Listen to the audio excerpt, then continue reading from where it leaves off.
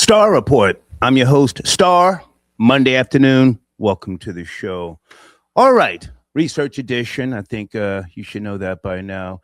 Jeffrey Epstein, his last interview with Steve Bannon. Okay. This is the full interview. I'm going to play at least 30 minutes of this. Okay. And it's from 2019, according to my research. This just came out a couple of days ago. Don't act like, I've been seeing that. No, you didn't.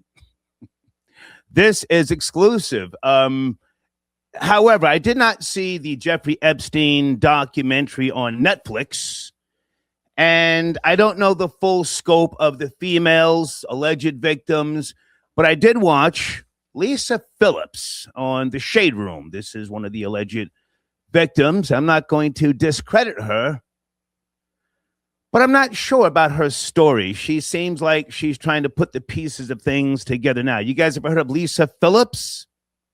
Former supermodel. She was in Any Given Sunday. I think she played Jamie Foxx's love interest, But she, did a long interview on The Shade Room about a year ago. It's over 1 million views. And she was in her 20s when she was going back and forth with Jeffrey Epstein. And to my knowledge, unless you tell me otherwise, she's the only woman of color. She's some type of biracial military brat. I'll get into her a little bit later, but I watched part of this interview again, Jeffrey Epstein with Steve Bannon from 2019. And there's a part in here where it almost sounds like he's blaming the collapse of the economy back in 2008 on black people. Before we get into the deep stuff, let's give some basics or some things I want to do inquiry from the others. Walk me through the Santa Fe Institute. What was it about the time of the math? And this was in the late 90s. So they're not going to hear me on this part, right? We're going to do it both ways? It will not be on the video, but we do have you recorded. Fine. Remember, when you're answering on these questions, I'm not in the shot, and they're never going to hear my voice. So a little bit, you got to repeat in your answer, you got to repeat what my question was. Oh, right. Okay. Santa Fe Institute. Why, when you're at the top of your game on Wall Street, do you decide to finance, which was at the time, or endow, or become the donor or sponsor, however you want to say it, for what was considered the most cutting edge group of mathematicians in the world? Action. So Santa Fe Institute in the late 80s, early 90s, I was interested, I was on the board of Rockefeller. So that starts, Rockefeller University, formed by John D. Rockefeller to sort of give back to the community. It's east side of Manhattan, except it was old. It was sort of old fashioned. They were talking about medicine, and medicine by itself was again subject to the ideas of science. They were trying to use science to find cures for disease. And I said, no, we need to do something different. We need to start interdisciplinary work. How did a schmuck like you get on the board of Rockefeller? What year was that? I don't remember. I think 89 and 91. So that's one of the most prestigious research places in the world, correct? Yes. Okay, how did a guy like you get on the board of a blue blood, internationally known, hard research, Nobel Prize winners all over the place? How do they pick a guy like you, a trader or basically some guy from Bear Stearns? Good question. So I was asked to be on the board of Rockefeller, and I think I was on the board of Rockefeller. There was a money manager who said Rockefeller needs someone with financial expertise because the university is growing and there's lots of new things. You have to, again, we go back to the original discussion the last time. Up until the mid 80s or sort of mid 70s, the most important thing was your name. If you were Rockefeller, you already were considered to be brilliant. If you were head of General Motors, it was your reputation. It was who you knew, who your family was, what was your character. And then in the mid 70s, basically, if you remember, you probably had a calculator.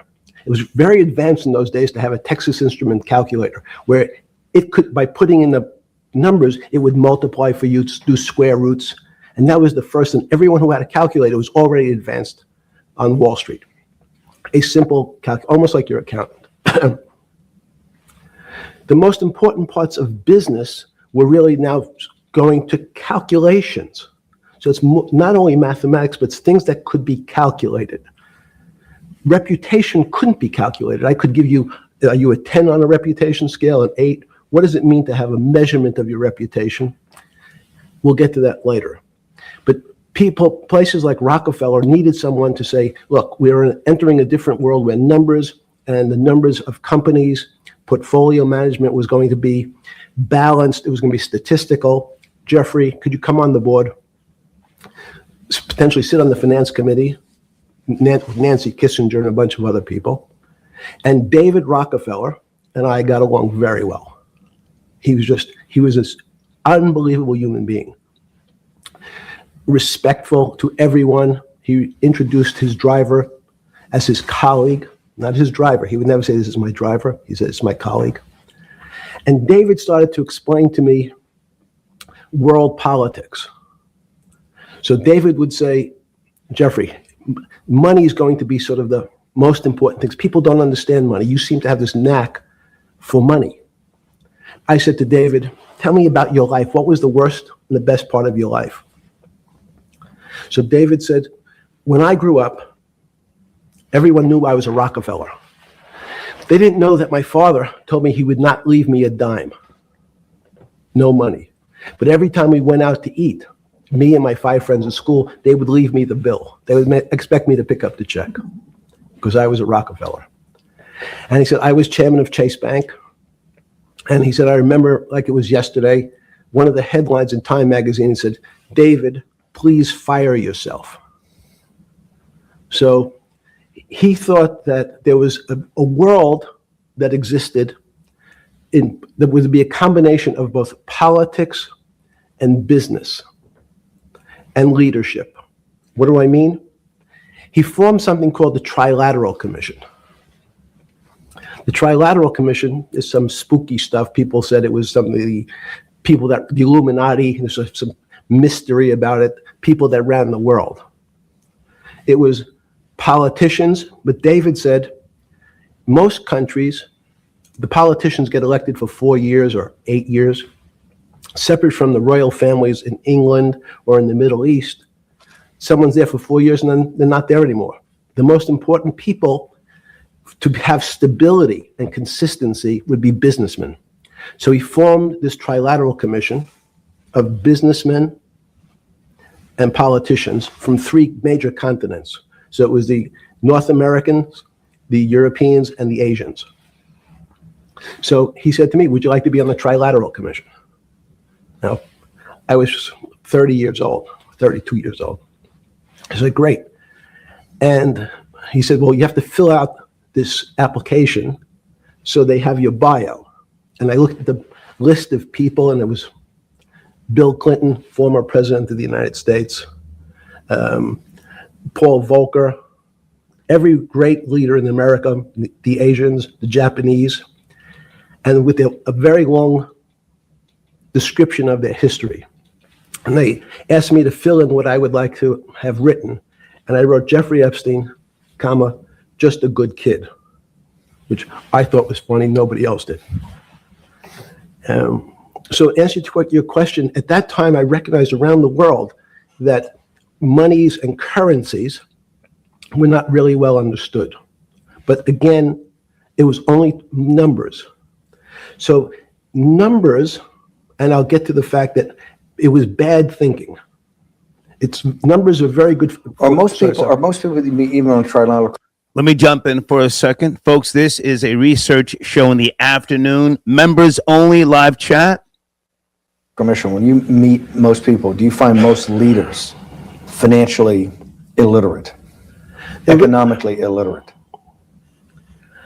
Most political leaders don't come out of a background of finance. Most political leaders come out of a background of being popular. So in some of the countries, in some of the African countries, for example, they might have been a military person. They were a general. In some of the African countries, they might have been a disc jockey. Or in our country, they would have been an actor. the knowledge of money isn't, they don't have expertise, they have no degrees in finance. They really, and this is one of the major problems. Their expertise, if they have any financial knowledge, is of their own checking account or bank account and filling in their own taxes.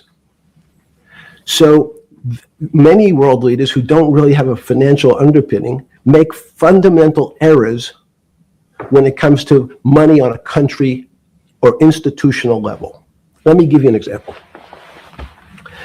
If you, Mr. Bannon, if I said your assets increased last year, you'd say, that sounds pretty good. And I'd say, what does that mean to you? You'd say, well, I have more money. I guess I'm wealthier. I'd say, yes. And if your debt increased, would you feel wealthier or poorer? You'd say, well, I don't want to have increased debt. I don't like the idea of that sound, increased debt. Now, that and world leaders understand when their assets go up, they feel better. However, institutions like banks, things that people don't really understand are financial underpinnings of banks. When I say your bank, Mr. Bannon, you have the Bannon Bank, you doubled your assets. Sounds good, but what does it really mean? It means people owe you more money. You don't have any more money. What? Yeah. A bank's assets are how much it is owed by other people. That's crazy. So if the bank goes from a $2 billion of assets to $10 billion, it means people owe it an additional $8 billion, but their assets have gone up. So the terminology of assets and liabilities is different for banks. It's not natural. And what most people, and you ask questions about world leaders, there's many people, I think your old boss Mercer understood, there's a fundamental part of money which is called fractionalized banking. And fractionalized banking is something that finance people understand, and the people on the street, and when I say people on the street, that's where I was when I started on Wall Street, would find it impossible to believe. Impossible. Stop right there. Tiffany, I love your comment on the screen. If you ask me, Epstein was clever. Not necessarily smart. He wasn't stupid, but he was clever. You know, there is a difference. You guys know this, yes, between being smart and clever. He was clever.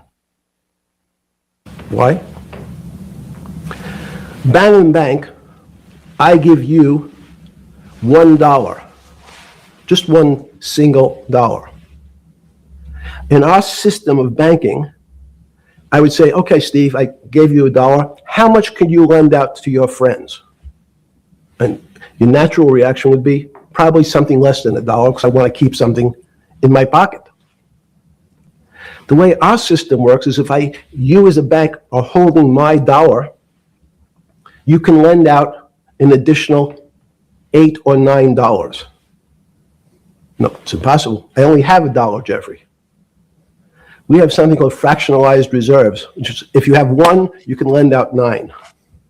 That's the way our system works. And so not only do world leaders not understand banking, but the man on the street, my father who worked in the park department, it would be beyond his imagination that people could lend out more money than they actually had in their pocket. Next question. Wait, how did this, in understanding that, when you get on something like the Trilateral Commission, you're on the board at Rockefeller, which is the most advanced research. You get brought into the Trilateral, which is the elite of the elite. How, since you're only at that time 30-something years old. 8 years from teaching at Dalton, right? You're Dalton. Well, 10 years. 10 years teaching at Dalton. Yes. Walk us through. I mean, put us in the room. Walk me through exactly what it felt like. What it felt like being on the board at Rockefeller. We got these Nobel laureates, and you're sitting there making decisions, and you start to meet these people at Rockefeller. And you start to meet these people at the Trilateral Commission. What did it feel like? It's a great question. So what does it feel That's like? what I'm in the business of asking. What does it feel like meeting some of these people like Kissinger or Rockefeller? And those are two extraordinary people. But in general, I think the question, the people on Wall Street, I tell the story, the first day, one of the first days when I was in Wall Street, someone said to me, would you like to buy ATV? And I was looking in the brochure, and I couldn't figure out what stock had a symbol of ATV. And when I finally said, well, I can't find it. And they said, what's the matter with you? Do you want to buy ATV?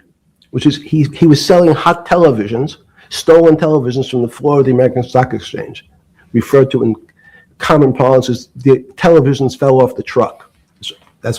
So I knew what that phrase meant from Coney Island. But what I found was most people, be it in business, in normal life, or in the world leaders, don't really understand money. It is something they think about. They have a sense of what it is. They certainly want more of it. But they also make statements like, we want more money, but we don't want more debt, which just shows a misunderstanding of what money at its core really is. So most people don't, they want to make it, they want to save it, but to understand it intimately is not a normal characteristic. At the first trilateral. Hold on a second, guys. I'm not sure what's going on. Yeah, you're good. Just give me approximate. You joined the trilateral I commission. think it might be, And we'll be able to show we'll pull down the chart of where your name was, but just give me roughly when it was. I think it could be 90. I don't remember. Okay. Let's say Sorry. early 90s. Yes. When you got on the trilateral commission and had do you remember where the first meeting was? It was in Tokyo. In Tokyo. And at what hotel? I would like to say the Hilton, but it's probably not. And it's a 3-day, 4-day? Give me some. Three-day event, and it Walk me was through the whole thing. speeches. It starts with a dinner. Just walk me through it. It was boring. You couldn't possibly think it was boring. It's bullshit. It was boring. You had to No, be sorry. stars in your eyes. No. Did you fly over privately? Yes, but it wasn't my plane. So it didn't count? No. You fly over. Yes. And it was who were the first, like when you first met those leaders, you had to be wowed. Let me jump in here for a second. Glizzy Hendricks, I got your comment on the screen. No, sir. In actuality, you're probably one of the people who can see through the bullshit of Jeffrey Epstein and others like him. Because you probably deal with life on a basic level. I say that respectfully.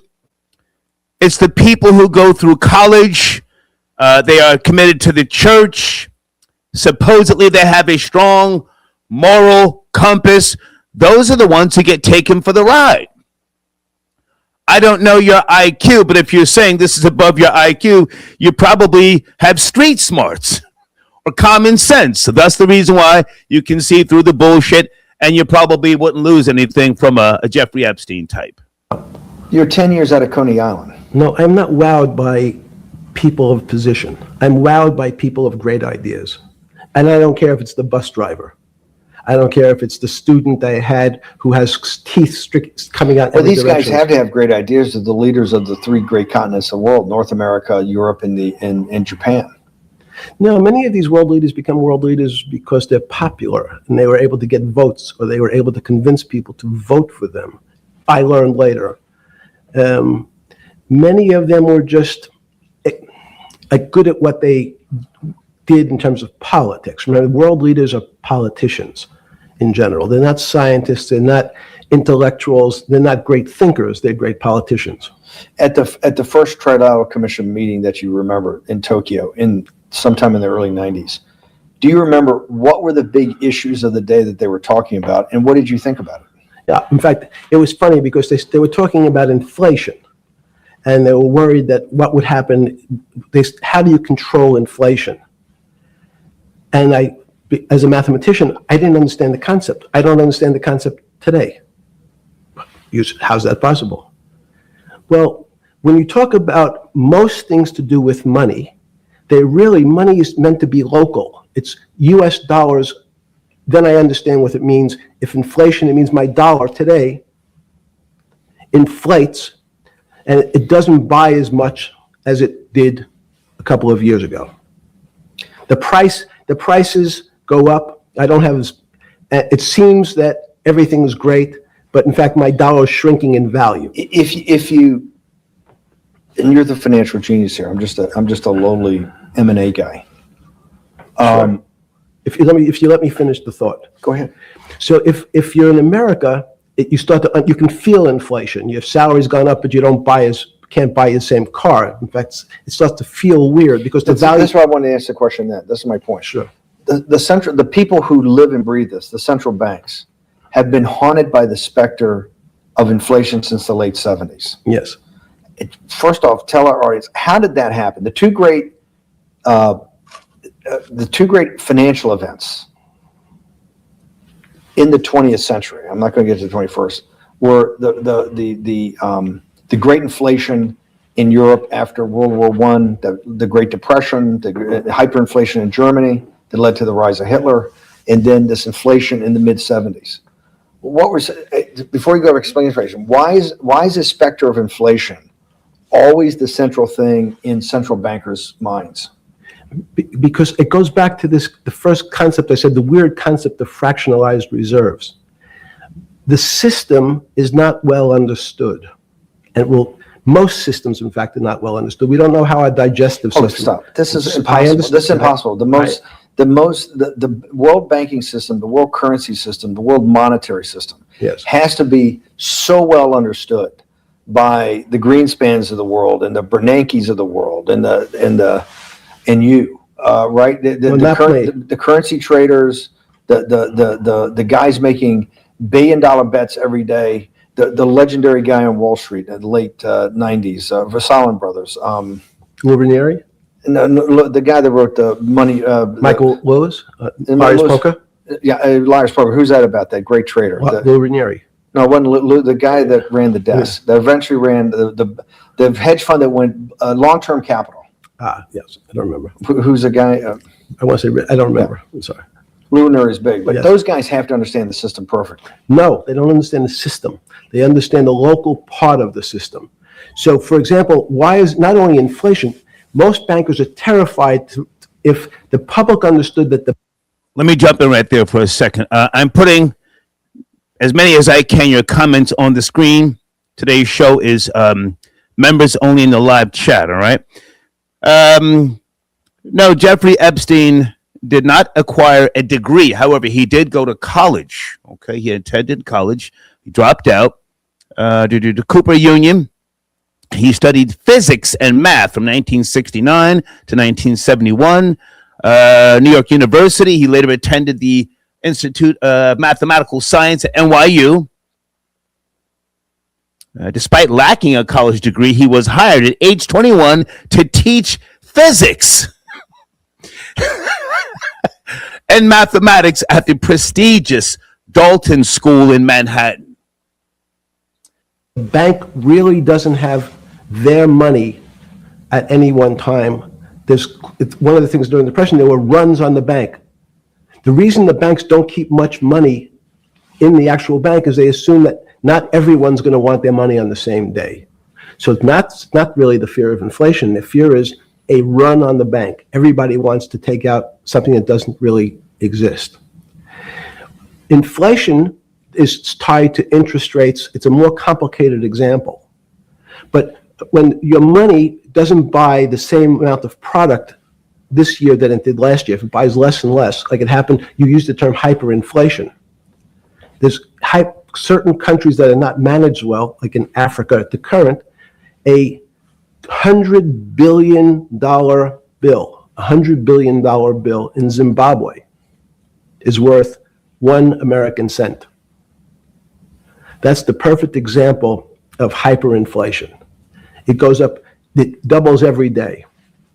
So people are afraid that their value in the system starts to break down. But so if I said to you, does your doctor understand your body system? You'd say, well, I hope so, because I want him to keep me healthy. But you could have a kidney infection, you could have a heart attack, you could have a broken knee. There's lots of pieces of this system. And in fact, when you ask the question, Very few doctors understand your entire body. There's a specialist for your knee, there's a specialist for your polynoidal cyst, there's a specialist for your head, and now we have specialists in different areas. So and I'm going to get to your first question about Santa Fe Institute. The world economy and your body are both comprised of little systems interacting with each other and making one big system. You expect, this is what's stunning for all the little guys out there, the populist movement, the little guys that haven't had a pay raise in 30 years. They think that these elites, have everything. The guys in the room making the decisions, the party of Davos guys. You're sitting there, you don't think many people today really understand the complexity and really all the moving pieces and how they interconnect to the world's financial system.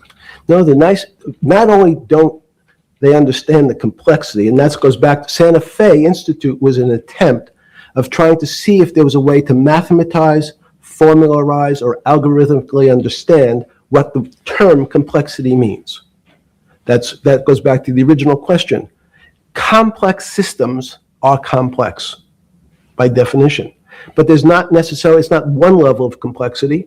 We might say, well, our fingers are complex, the movements, the muscles of our hands, but it's not as complex as the blood system. Now I have a circulatory system. I have systems on top of systems, so that there's no one group of or person that really understands the way the body works. There's no one group that understands the way the financial systems work. You might understand U.S. bond market. Now, you've asked about the trade of long-term capital. That was a bond fund, very small part of this very complex system. So the goal of the Santa Fe Institute was to see, is there a way to get in, somehow understand how complex systems interact? Fast forward, Steve, to today, where Google and these other engine companies, the other tech companies, are trying to build artificial intelligence. The strangest thing that they found, one of the strangest things, is that the systems that they design, this artificial intelligence, which a lot of people have heard about, is they design a bunch of systems. They're called neural nets. Terms simply taken out of brain work, neurons in the brain, nets because they actually look like a net. They put in some inputs, the computers work, spit out an answer. Sounds normal to you. It's because you're thinking about that calculator you had in 1976 on your desk. When you ask the person who designed. Let me jump in. Thank you, Blade. I got your Cash App. I got your donation. Blade sends me something that many of you probably know already. Days before Jeffrey Epstein died by suicide in 2019, he claimed he would never take his own life because it is forbidden in his Jewish faith. So whatever you think, whether he did or he didn't, I want you to more so pay attention to what he's saying right now, because again, I watched a lot of this yesterday, and I want to play it back, and let's go slow here. There's no rush. He's saying things that if you pay attention, and I'm sure you do, he's given up game. He's given up game. But at the same time, he's revealing how he studied the game. How he studied the game and was able to maneuver and manipulate. That's the word I want to stress here. Manipulate, okay? Give me a second. I'll come back to the phones and other things. The system, how did it come to that answer? How did your neural net, can you show me the calculations? They say, no, we don't know. We don't know how the thing we designed actually came up with that answer. That's pretty strange. They take the same neural net now and they put it in front of a video game. No learning, nothing. They said to the computer, they say, sit in front of your video game and learn how to play. It seems the computer learns better than any human in history, faster than any human in history, beats any human in history. But when you ask the designer, how did it do it? No one knows. It just did it. So that's the first little touch of things that we already have gotten to a place where we don't understand it, and we built it. On Sunday afternoon, September 14th, 2008, where were you? Sorry, It was the night they put Lehman Brothers in bankruptcy in London. I was in jail. Seriously. Yes. So the financial crisis of 2008 happened when you were in jail? Yes. Oh, this is going to be so amazing. This is going to be so amazing. Pay attention. I take it you didn't have your Wall Street Journal dropped off to you in the morning, your Financial Times. No. How did you hear about how did you hear about, because I want I forgot about this, but yes. I'm trying to get, this is going to be amazing. This is, let's go back and do that again. Sunday afternoon, because I want to find out about people, the geniuses understanding the complexity of the financial system. Because I think the best example we have is the financial crisis, the crash of 2008. Sunday afternoon, September 14th, I think it was, 2008, is when they were working feverishly in Midtown Manhattan at the Lehman Brothers offices and at various law firms around town, and with the Secretary of Treasury in the Federal Reserve, what they're going to do with Lehman. They decided they weren't going to save it. And so they prepared to put it into bankruptcy at the open of the market in London the next day. How did you hear about what was going to happen to Lehman Brothers, and what did you immediately think when you heard they was going to be put into bankruptcy? I'm glad you asked that question. I was in solitary confinement September 14th.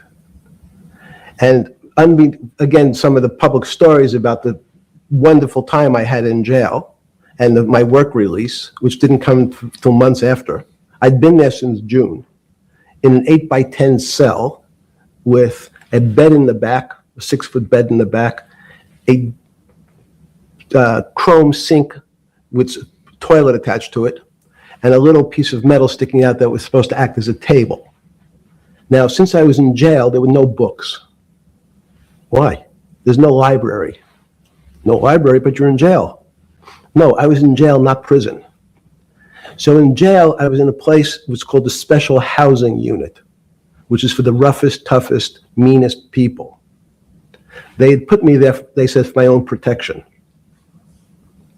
So I was in a 8x10 cell with a little slit in the door where they would serve my food on a tray about 9 inches by 4 inches. And then as soon as I finished eating, they'd take the tray and close it down. And one of the guards said, do you understand there's Wall Street's crashing. I'm worried about my pension fund. What should I do? And I said, sorry, Wall Street's crashing? What's happened? And he said, there's some crisis and some companies are going bankrupt. I said, are you sure?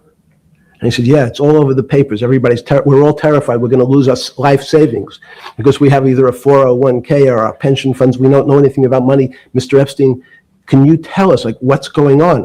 Am I going to be able to afford my children's education? Am I going to be bankrupt like this company called Lehman Brothers?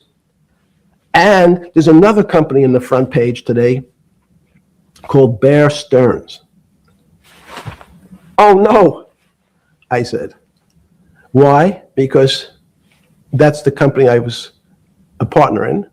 And in fact, that was a company I had a very large investment in. So, as a great story, I didn't have my Wall Street Journal, but in the early mornings, you're allowed to make 2 phone calls, collect. And when you pick up the phone, you can dial a number, and when the person picks up, they say, you're getting a call from the Palm Beach County Jail. Will you accept reverse charges? And the person either says yes, and the call goes through, or the person says no. The person I had called was Jimmy Kane, the president of Bear Stearns. And I said, tell me what's going on. And so that my knowledge of the financial crisis happened with Jimmy, who was at the center of the storm, telling me about what Lehman had gone under, and they were trying to figure out a way, should they bail out Bear Stearns? Did it strike you at the time of the mess you had made of your life to be in a situation that you're one of the greatest financial minds in the world, looked at by world leaders, and ask your thinking by the most prominent and important people in the world, and here you are in solitary confinement. You got to make a collect call to somebody. Did it strike you at the time how all the threads of your life had come together and put you in a position, or you had put yourself in that position? No. So it never struck you when you had to make one of your 50% of your collect calls that day, you call the president or the head of the CEO of Bear Stearns, the biggest financial event in your life is taking place, of which one, every important person in the world would be seeking your opinion. Number two would be a once in a lifetime opportunity to apply your craft. Number three, it would be a once in a lifetime opportunity to make money if you were smart, and obviously you're smart. You're telling me here, truthfully, that it never hit you at all of how you'd ended up in a place where you had to make a collect phone call from a jail cell that was 6x9 with a steel bed and your food being passed into a slot. The question you want to ask is, who was the other call to? Okay, who was the other call to? The other call was to my friend at J.P. Morgan, who was then, I didn't know it at the time, trying to buy Bear Stearns. So at one point, I had two phones. It was difficult because they're afraid people are going to hang themselves with the phone cord. So they don't actually come together and they're pretty short. So I was actually going between two phones talking to Bear Stearns and J.P. Morgan at the same time. So I found it amusing. And it never struck you about how to end up in a situation like this? No, that would be probably means I would be too self-aware. You can't possibly expect me to believe this. I know. I don't believe it. I'd like to jump in for a second. All right. So we're watching and playing in its entirety the Jeffrey Epstein interview with Steve Bannon, full leaked interview. It just came out a couple of days ago, and supposedly this was filmed back in early 2019. Okay. This was at Epstein's Manhattan townhouse, what we're looking at right now. Let's continue watching. Telling me that during that day, you never had a moment. You sat there and go, what the fuck have I done with my life that I'm in a 6x9 jail cell when I should be on a trading desk, or I should be in my $250 million, greatest townhouse in New York City, taking calls from the king of Saudi Arabia, the president of China, the head of Russia, the president of the United States, to save the world's population from a financial debacle. You honestly expect me to believe that never happened? You're suggesting I was somewhat depressed, and how could this happen to me? I'm not saying depressed. I'm saying a moment of awareness of how could I get myself into this situation? No, I would just say how strange that this happens. It's strange. I'm wearing a jumpsuit and flip-flops. What color was the jumpsuit? Brown. Brown jumpsuit. Yes. I notice I don't see you in a lot of brown. No.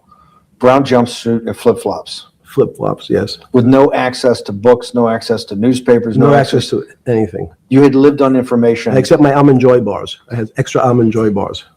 Did you eat Almond Joy bars and things like that because you're afraid of what the cooks did to your food? Yes. Is that because of that you were in for the crimes that you were in for? No, it was just in fact, I was. Is it because you're wealthy? Yes. How did you know that? Well, people would constantly come if I was passing by or have to go for my medical. People would either ask to borrow money or make some other types of comments about. In the beginning, what were the comments? At the beginning, what were the comments? It serves you fucking rich guys right that you're here next to me. There was nothing about your crimes. No.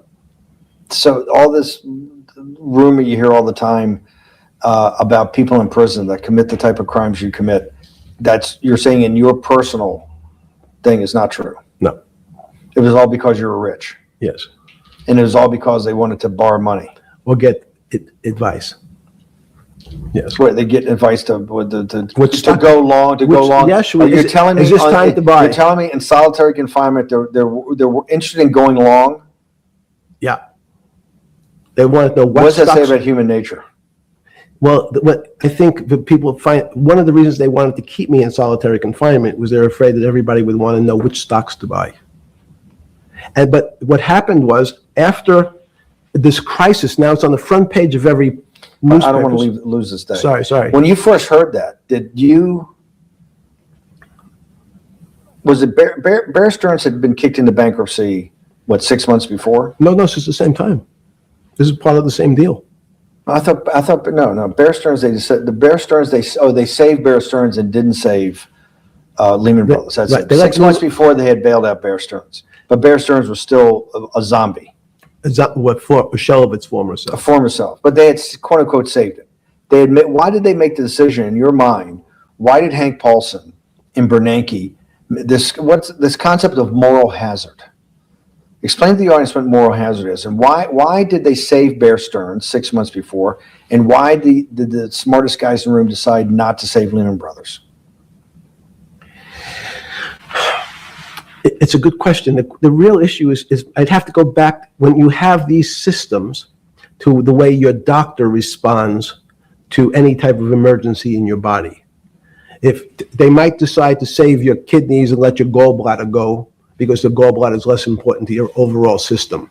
If at that time, even it's not that long ago, the boogeyman was when said, well, what really happened? Jeffrey, what really happened? What is this financial crisis? And, some of the progressives and the right wing blame it on the banks. It was the banks' fault. And it's the fault of this very esoteric, unknown concept of derivatives. It was really the derivatives that caused this financial crisis, because the derivatives got somehow out of control, and in the Mickey Mouse. And that was the way you started your road to a billionaire went right through derivatives. Yes.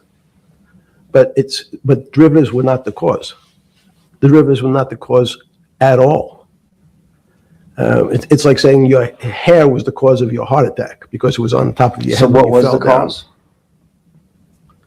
There isn't, let me say, there's no one specific cause. These are system collapses. So many times when they have to make your death certificate, when you say, well, what did he die from? They'll say heart failure. But if you say, what was the cause of his heart failure? Well, he had low blood pressure, his sugar was high, he was diabetic, he had all these other problems. But they say, no, we need a word on your death certificate. Did he die from brain damage? Did he die from heart failure? That's the financial crisis. People said, well, what caused it? They wrote, like on its death certificate, derivatives. But derivatives are not a fundamental cause of anything. Was it Sunday or Monday? I take it was Monday morning when you made your two collect calls and you were talking to Bear Stearns on one hand and Morgan Stanley on the other. JP Morgan. That was Monday morning. Did you, Jeffrey, being one of the financial geniuses in the world, did you understand what Lehman Brothers is going into bankruptcy, the domino effect, that by Thursday the financial system would be under such extremis that if it didn't have $1 trillion cash infusion in the United States, it might collapse? Did you know that at the time? Did you view that at the time? Yes. You did? Yeah. Why?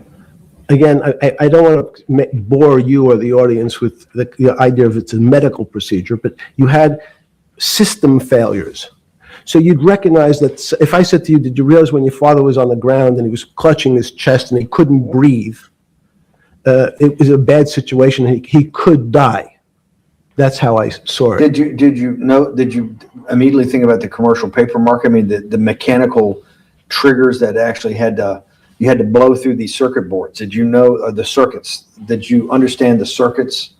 Or did you have a concept of the circuits that were going to get blown through? Yes, but only because of an analogy to a body. And in fact, from my telephones against the wall with my little metal wires, because the next day I talked to another person in Washington about the issues of what I thought was happening, and I made the same discussion about They were at the Treasury Department? Yes.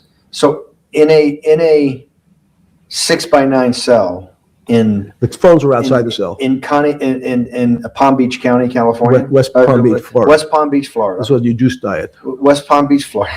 West Palm Beach, Florida. West Palm Beach, Florida.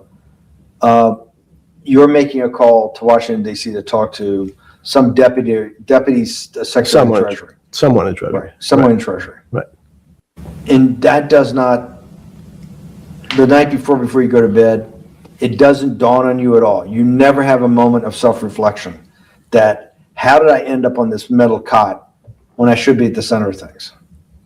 No, I had a telephone. So I said, I can talk to, it makes no difference where I am. In fact, I'm still talking to the same person if I was at my home in Palm Beach. But I'm the here in difference your home jail. in Palm Beach. I can dial my own phone. That's bullshit. No, but you can also make 1,000 phone calls. Here you got to make one, and he's got to take. Think how much better that was. I had to decide who was the right person to call. That was unusual for me, because I would have called 20 people. And before. what was the advice you gave? I said, you have a sick patient, and it's very much like a sick patient in the emergency room. You can't think about it like your car. People in normal walks of life think about money and things as a machine. And then, unfortunately, so if your car breaks, cars are always easy to fix.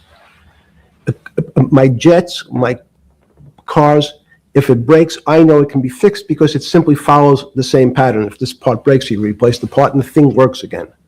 People and the financial system are not machines. They can't be fixed the same way. You can't simply take out put some more juice into the commercial paper market, and that's like replacing the carburetor on the car.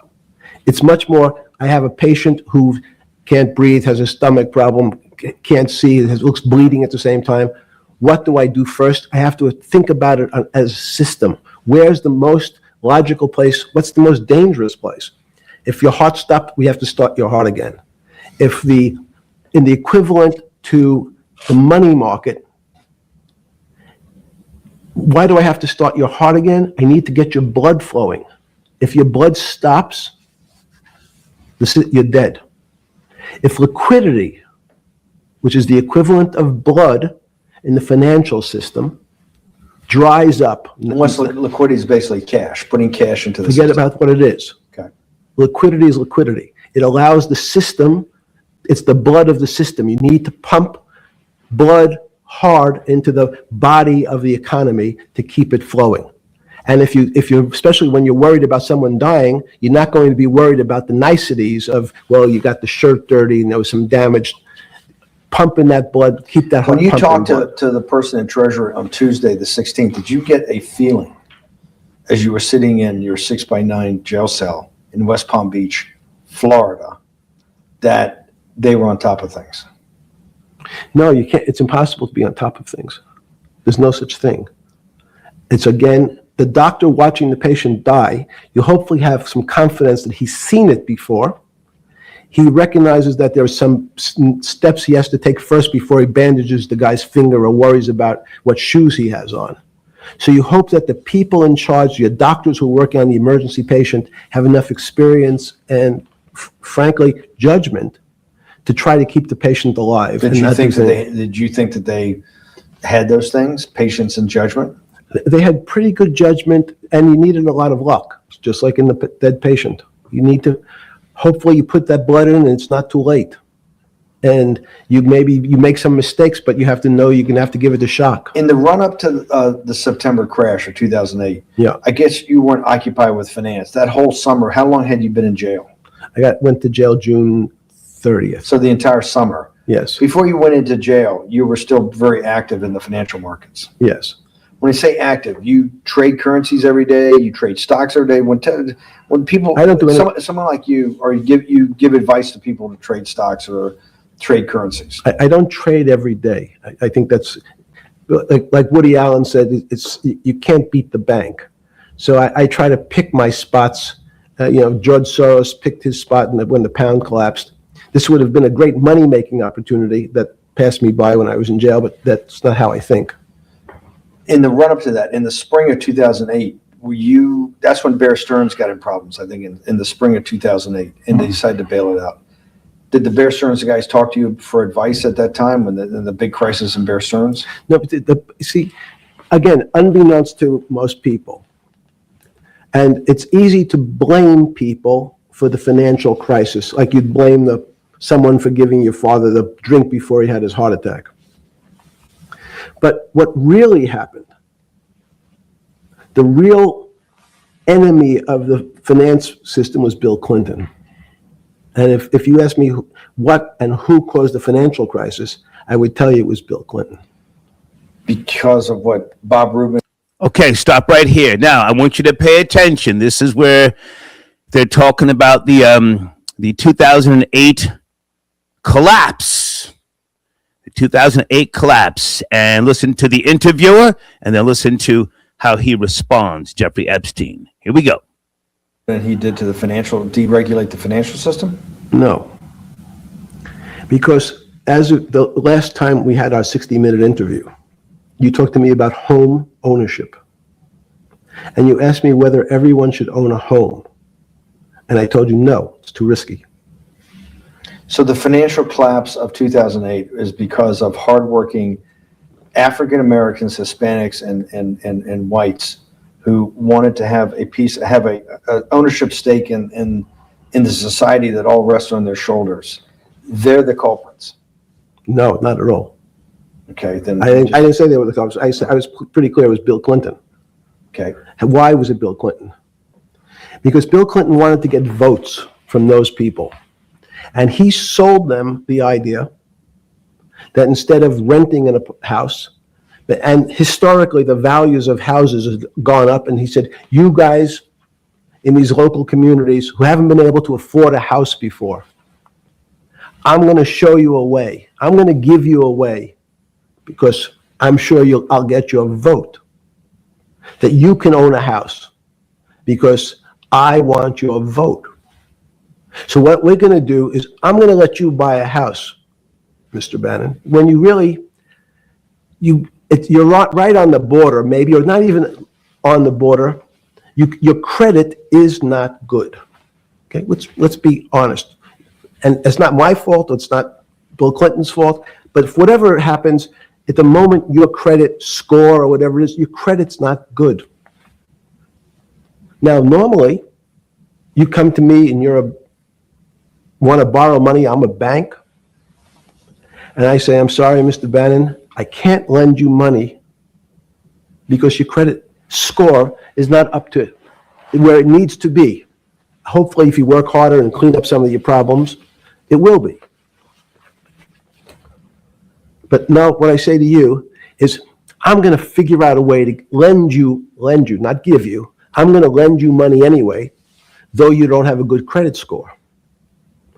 And don't worry, I'm going to get rid of the term that you don't have bad credit. Bad credit sounds pejorative. You don't want to be a person. Sounds just.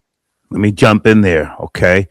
All right, so is he saying that brown people are responsible for the economic collapse back in 2008? You see, you can say it without saying it. He corrected Steve Bannon and said, no, I'm saying Bill Clinton, because that was the commander-in-chief at the time. But is he saying brown people did not deserve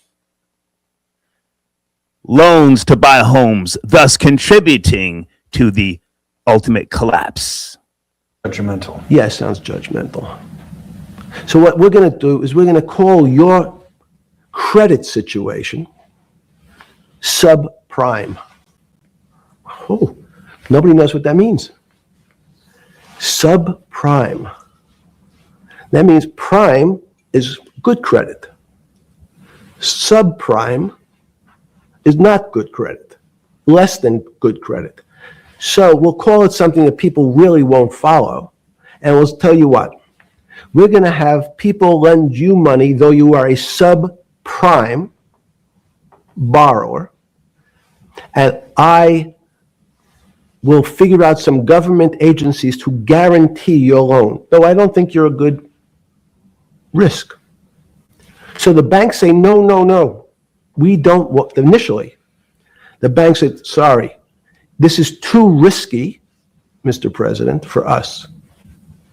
We're in the business of managing risk. It's not our money. It's the hard-working people's money sitting in our bank. We can't lend to people whose credit is not prime. You're asking us to lend to people who are subprime. And he says, here's the key, if you don't, Mr. Bannon, I'm going to make sure the Justice Department charges you with discriminatory lending because you refuse to lend to my subprimers. In business terms, you should never lend to. But what we'll do is I'm going to form an agency called Fannie Mae and Ginnie Mae, just another agency names. They'll guarantee your loan. So don't worry. Don't worry. You don't have to pay it back anymore. Even though and maybe you don't even have to work as hard anymore. That's probably a harsh statement, but these players, these two big firms, Fannie Mae, will guarantee the fact that that bank will receive its money. Now, the bank says, wow, best deal in history. I refused to lend to Mr. Bannon, but now he has the big brother, his Uncle Sam. He went to his Uncle Sam, and Uncle Sam says, I'm guaranteeing it. The bank says, I want everybody. Give me as many people as you can give me, because Uncle Sam is the best credit in the world. Not only that, it's the United States government. We'll take it all. We'll take as much subprime as we can handle, because it's the best investment for the moment. It's a strange investment because it has politics that has inserted its way into the numbers. Politics doesn't belong in the markets, but now we're going to have, I want the votes, we'll make guarantees that you who can't get a house normally will be able to get a house from the bank. The bank says, this is the best deal in history. We will package 100, 300, 1,000 of you subprimers, and we'll sell it off to somebody else. And the whole system becomes mired in subprime mortgages. That's becomes the What do issue. you mean mired? There's just too much supply. It's a supply-demand problem. You get too much supply. No, it's a very good question. What does too much supply mean?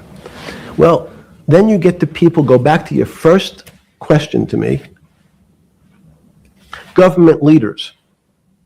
Government leaders know if they're good,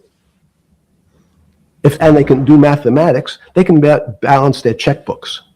So certain people in Congress said, well, how do you value these subprime mortgages? The banks say, we've been valuing them the same way we've always valued them for the past 20 years. The accounting firms, there's something in this country called GAAP accounting, which is a standard type of accounting. And we account for them the same way we've always accounted for them. If we paid $1,000 for your mortgage last night, when we put it on our books today, we're going to say its value is $1,000. It makes sense. I paid for it. What's its value? It's $1,000. That's what I paid for it last night. No. The Congress people said, that's not really a good answer, you know. That doesn't give us confidence that you know what you're doing. Because what happens if you have to sell it tomorrow morning? Something's happened and you have to sell it. Remember, there's kinds of stress tests. Would you be able to value it at what you paid for it the day before? And Wall Street says, that's not the way you can think about this. This is crazy. We always value things at the cost from the day before. And they changed the accounting method, in essence, to say not what it was worth yesterday, but if I have to sell, what would it be worth? That's impossible. So what happens is every bank now has to value something they bought yesterday at lower than they paid. Never before in 20 years did they have to do this. So something they bought at 1,000, on their books was 1,000, is now 990. That starts to, you asked the question about what did I start to think about. Something's 1,000 and 990, this person now has to value it at 980. When did you first start to get nervous, understanding Bill Clinton and all this? Did you change glasses? Yes, Okay. I changed shirt. I saw the black. Okay, this is the same interview from 2019, but he changed glasses, and as he just said, he changed the shirt. Master of technology. Why would he change from a white shirt to a black shirt? You know, with the elites, it's all about presentation. You guys know this already, right? Presentation, hand signals, coded, shaking of the hand, and when one person puts the left hand on a person's right shoulder. This is a master. Look at that grin, that cynical grin. Are you okay with the? Yeah, great. I think we're gonna have all kinds of changes. I'm experimenting. Okay. When did you get a feeling? Did you ever anticipate before it happened something like 2008 could happen? No. How could that be? It's the word I'm going to beat it to death, is that it's very much like would I anticipate I'll have a heart attack tomorrow? Unlikely. Was 2008 a heart attack or a stroke? Debilitating. It's a better, it was both. But why was it both? Because in fact, as I said, the blood was getting dried up in the system, and the head, which is sort of the central bank, wasn't working. So to some extent, it was a combination. It was a crisis. Did you see that building up over time? It's always been lurking in the background. I mean, if you have an older parent, would you say it's possible? Did you anticipate him having a heart attack today? No, you hope things are going to go better and maybe they'll fix it up. The system was getting too complex, and it wasn't based on derivatives, because what people keep forgetting, and I was just explaining, Wall Street and in many professions, including Wall Street makes it sound complicated. They don't want the little guy to understand what they do, because they make so much money and they don't do very much. So they couch it in words like derivative and stock options and commodity futures and different types of contracts. It's all everyone is capable of understanding it. It is not complicated. But Wall Street, because they make so much money from doing fairly simple things, needs to make it more complicated than it really is. We had a very big recession in the early 90s based upon real estate and Japan basically imploding. Let's again, Okay. you had a recession in the 90s. I don't know what it's based upon. It's always interesting to look back and say, separate from there's certain triggers, like in the 70s there was What do you think it was based upon, the 90s downturn? It's clearly there was a huge downturn. No, I know there was a downturn. That's what I know for sure. I don't. That's a fact. That's all. Everything else is sort of speculation about why did he have that? I understand that, but there's some speculation that has 0% probability of being true, and there's others that have 90%. In the range, when you look at the range of alternatives of what could have caused it in 90, and what I'm trying to do is get you all the way up to 2008. Look, you're the smartest guy in the room, right? You know that. Do you think there's anybody in the world today? Oops, this is going to be a bad question. No, but do you think anybody in the world today, the Alan Greenspans, the Bernankes, is there any central banker you know, any partner of any Wall Street firm, any guy running a trading desk, and I would take it that would be, or anybody at a... I'm going to stop it right there. Guys, give me a second. This is a research edition. Okay, thank you for your patience. Area code 404. This is members only. I'm looking at your number. You're not a member. I'll give you 30 seconds. 30 seconds. I'll be quick, Star.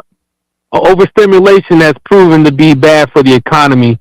And with his point about subprime mortgages being the reason for a contributing factor to the downturn in 2008, we see that present day with the overstimulation during COVID, when aunties and everybody got extra money for unemployment that was supposed to go to bills and to help people get by, but it went to crab legs in the Gucci store, and we saw now the skyrocketing inflation that still hasn't helped the economy rebound. So he's correct on that point of blaming black and brown people. Okay. That's technically true, because you have to, when trying to stimulate that group of people, unfortunately, most of them, I mean, I'm brown, but people aren't responsible. I mean, we just keep it real. So if you give somebody $1 million, it's probably going to be gone in 12 to 18 months anyway if they don't know what they're doing. So I'm just giving him credit. That is, we may not like it. He can blame Clinton, but that is true. You can't overstimulate the hood. Okay. So that's just all I wanted to agree with. Well, hang on a second. Now, you said auntie buying king crab legs and other things, right? But now history has shown that auntie and nana and whatever else you want to call certain people, they do know how to save money. So a lot of those brown babies did not starve, right? Well, I would say I would disagree that most of the people that got houses like that were passed down from Big Mama. So the mama that's the homeowner now, her house was passed down from Big Mama, who maybe got the house from Papa Joe. So they always seem to find a way. Right. Are they resilient and pot liquor and always feeding the fam and finding a way? Right. But that doesn't mean that they knew how to go get the chicken and bring the money home. So it doesn't really tell the whole story. But now hang on a second. Did Big Mama and Big Shirley lose the home because you see you had more corporations that lost the shirts off their backs, and that's the reason why they went to get that bailout. So you're blaming you're blaming brown people. I'm gonna let you land your plane, but there is somewhat of a disconnect there. Yes. When Big Mama's arm became an issue and she had to check out, Keisha got left the house, and when she needed a quick payday, she didn't know what to do. When you can pass the house down to Keisha, but she doesn't know what to do. Okay. So when they knock on the door and they have a check for her, she unfortunately sells the house, which unfortunately, when there's an opportunity to create wealth and keep it going, it ends up cashing out early. And then everybody behind Big Mama can't benefit and keep the good thing going. Okay. I appreciate the call. Thank you. Thanks. Yes, sir. Salute. I like that call. He didn't have to use profanity. How about that, huh? Guys, thank you for becoming members. Larry Fink at BlackRock, Steve Schwartzman at Blackstone. The top 100 financial guys, and let's throw in a couple of Nobel economists, and let's throw in the best professors at Wharton, at Harvard, at Stanford. Do you think that there's anybody that understands money or understands the world's financial system as good as you? There must be. But it doesn't come to the top of the head. No. Okay, fine.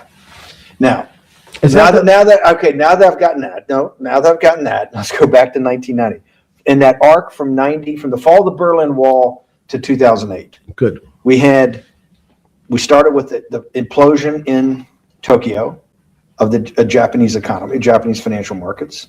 We had the huge run up in internet stocks, right? We had the implosion of that in 2000. The bankruptcy of Drexel Burnham in 90. Mm-hmm. Implosion of Japan, huge run up in equity markets for the internet, implosion of the internet in 2000, 10 years later, roughly. Mm-hmm. And then this run up through the Iraq war and all that, the run up to 2008. Every 10 years, it seems like we're in some sort of 10 years before the 1990s was the 70s. You sound like an astrologer. Okay. And not a financial person. I'm not a mathematician. It just seems to me a pattern of every 10 years. That's misleading. That's exactly right. Because people like to see patterns. People like to see patterns where there are none. So a pattern of a financial crisis every 10 years is just in my mind. Yes. Long-term capital that had to be bailed out back in the late 90s when everybody panicked. And that wasn't that bailout today would look small, and it was a $5 billion or was $30 billion. Businesses fail all the time. But they long-term capital, and the Federal Reserve stepped in. But I'm saying people go bad. Things go bad all the time. Yes, the local, you're correct. The audience that's watching this, the little guys, they go bankrupt all the time and nobody gives a shit. You know why? They're a little guy. But when long-term capital management goes bankrupt, or Bear Stearns goes bankrupt, or Lehman Brothers goes bankrupt, people care because it's an unfair characterization. Why do you say that? Because again, it's the complexity of the situation. If you think about you have a complex system. You have your body. Now, in fact, the little guy is my finger. This is. And Bear Stearns is your heart. That's correct. The banking system is my heart. The system, I can't risk my because remember, it's not only my. You haven't been able to name. Hang on. You haven't. Hang on. No, hang on. I was trying to hang. I wanted to see if the hang on worked. No. You haven't been able. You're not good enough yet. You're like junior wizard trying to do it. You haven't. Yes. I'll say, since we can't name another guy that's as good as you. There may be a couple out there. You're not bragging. You're humble. It had to be sometime. Please tell me there was some time before you went to jail and basically got cut off from daily information in the summer of 2008, that you started to get very nervous that this complex system, that something was deeply wrong. Okay, first, let's go back. When I say no one understands the system better than I do, it doesn't mean I You always understand. sound like a doctor. You're afraid he's going to get sued for giving a thing. Yes, You're not taking on any liability. There's no contingent liability here for your answers. No. But the word understand is the problem. Okay. I don't understand the system. So I don't understand the financial Will you system. please stop? You cannot sit here and tell me. No. What we just went through, I'll go through again. The hedge fund managers, the money managers, the central bankers, the commercial bankers, the heads of the investment banks, the heads of all the trading desks, the top economists, and I'll throw in the business school lecturers at Stanford. Of all the top 200, 250, you can't name at the top of your head the guys are at least at your level. You have to understand it somewhat. No. Sorry. We all don't understand it. No one understands it. It's a miracle. It's this that's part of the problem. It's impossible to understand. That word understand simply means if this happens here, that will happen there. It's predictable. Understanding means it's predictable. It's not predictable. That's the problem. In complex systems, that was the fascination. Is there a way to tease out some level of predictability? So No, in fact, you would ask the question, it's a great question, which was it a stroke or a heart attack? Now, most people don't know that before they were going to have a stroke, they had a stroke. They just have a stroke. Do they understand why? In hindsight, you go back and you can make lots of explanations that might sound good. And if you're talking to the working man, you're using language that he'll never understand. It's complex. So he's just like going to his doctor. He says he has a gastrointestinal problem, or he has diverticulitis, as opposed to saying, you had a stomach ache, you ate bad food. People don't like to say it in normal, everyman terms. The system had a stroke, but we don't know why. But you just, okay. Hardworking people, and there's a great social benefit, would you not agree, with having people having ownership in the system? When you say ownership in the system, it doesn't mean. Let's start over. Okay. So flip Sorry. over your phone too, because Yes. I don't want anyone to see Yes. it on your phone. So maybe flip it down or something. Yeah. Yeah, who knows what the fuck comes up with that phone? That's correct. Which one has sent you? KSA. I can't not believe I've got the magic moment when you're in fucking prison or jail, wherever the fuck it is, It's in crazy. solitary. Now, there's a funny part that we missed, which is So said. go ahead, tell it. The funny part is what you asked me. Is there anything funnier than that? No, For black humor, I don't make any black comments. Sorry. You asked me what I was wearing. That's right. You're too wrapped up in the Me Too movement. Yes. So I was wearing a brown jumper and a brown pair of pants given to me by the jail with the word trustee on the back. Because you had qualified to be a trustee? Well, the funny part was it was spelled Trusty. So I wasn't really sure. I'd been a trustee in many different operations, but it was the first time it was actually printed on my back and spelled incorrectly. Probably had a higher level of being a trustee at that than you had at all the boards that you were trustees, right? Yes, right, because as the trustee meant you get two devices to clean your toilet as opposed to one. Yeah, but it also meant that you had some sort of personal fiduciary own responsibility for oneself, right? In the jail? You Well, mean? that's what being a trustee is. That's where they give you two. Yes, you get 2 cleaners. Yeah. I was a trustee in the jail because I was able to teach some of the kids to help them get their GED. So that's how they gave me a trustee job. There's no time. I got to go back to this because I'm like a dog with a bone in this thing. Yes. You can't. There's something deeply fucked up with you. At least something. Well, we know there are things deeply fucked up with this. You will get through in this film, Right. but you cannot possibly have to sit there knowing that you came from nowhere, knowing that you went to the very top of what is considered outside of science and maybe physics, the thing people most admire because it's like alchemy, understanding high finance. To sit there in what will be the defining financial crisis of our time, like Black Friday or Black Yes. Monday, whatever it was, in the Great Depression, and be there at that exact moment, triggered in part by a firm that you used to be a partner in and knew intimately well, and it created much of your initial net worth because of, and know that you couldn't, someone who lives on a phone, right? Yes. Because you do live on a phone, right? Correct. You had to make just 2 collect calls. You cannot tell me sometime during that day you did not have that conversation with yourself of how the fuck did I do this to myself to put myself in West Palm Beach in a 6x9 cell with a metal fucking bed with a brown shirt that said trustee spelled wrong. So did I find it amazing that I was there? That's a Not better- amazing, and I don't want to say it was not Nope. funny. Oh, I thought it was. I wasn't funny. Right. But Not amazing. No, it was incredible. Incredible in what way? This- Incredible, like how do I do this to myself? No, it's as incredible as me sitting here in this house. They're both just 2 sides of the coin. That's how I think about it. That my life today is incredible. Do you consider yourself a stoic?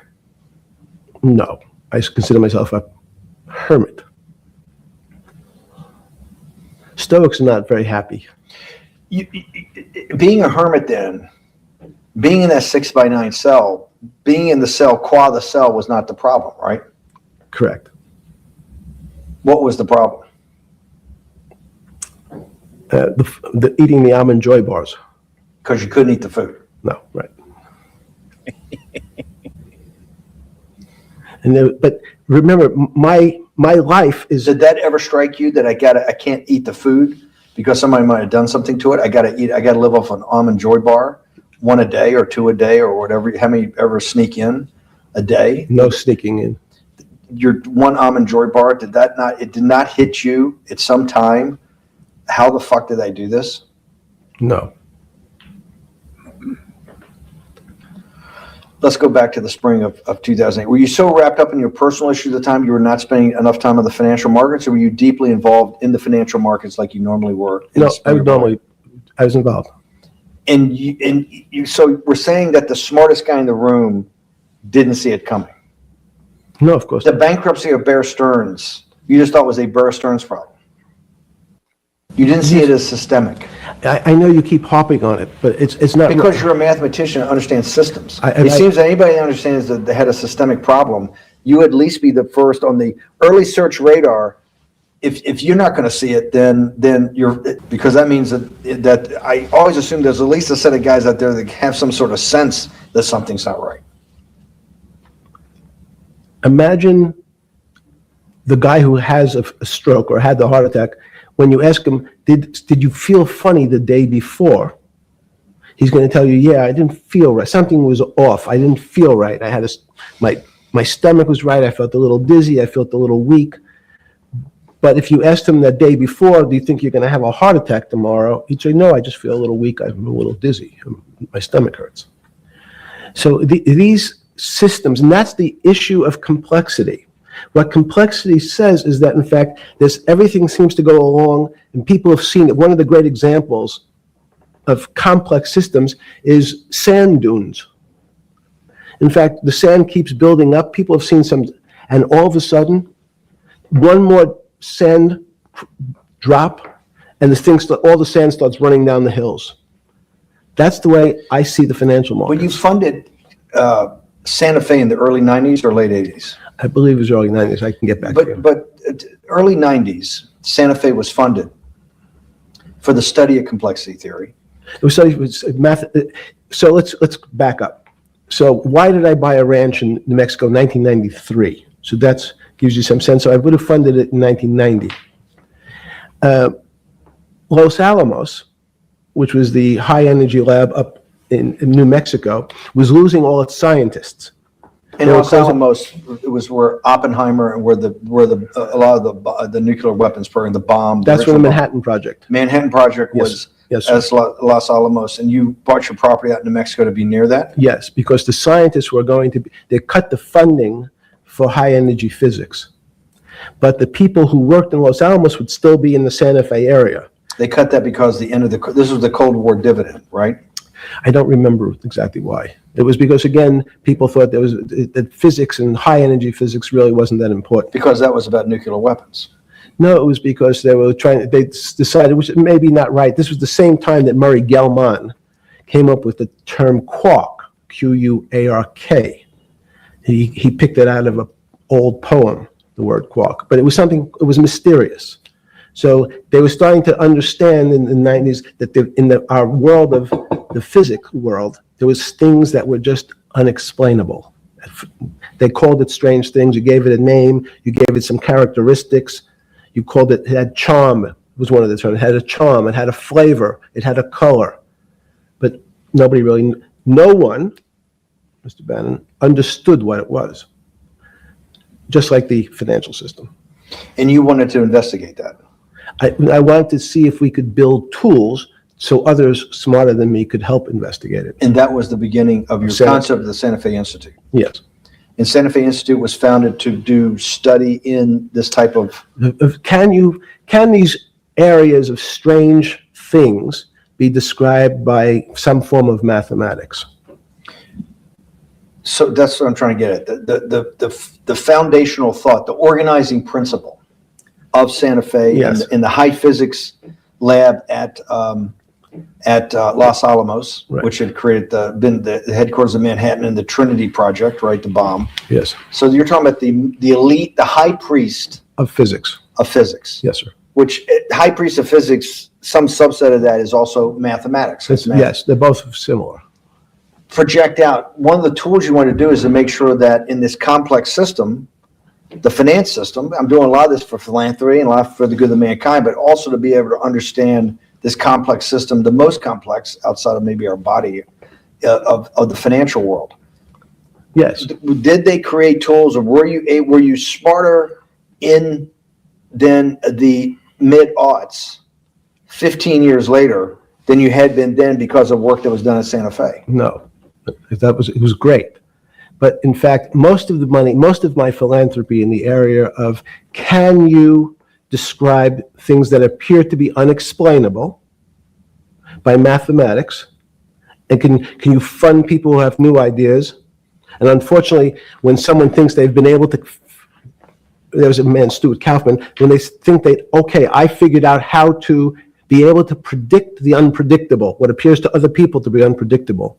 But my system, in those days it was called genetic algorithms, can predict what things will happen, then they all want to make money. So they use their systems to try to figure out, they know they have figured out the way to make money because they figured out the unexplainable. They try, they go bankrupt, and we start again. So in whole view, what I've come to realize is that the attempt to mathematize, formularize, or what in your prior work, to understand what really is, in today's world, still unexplainable, is impossible. They're miracles.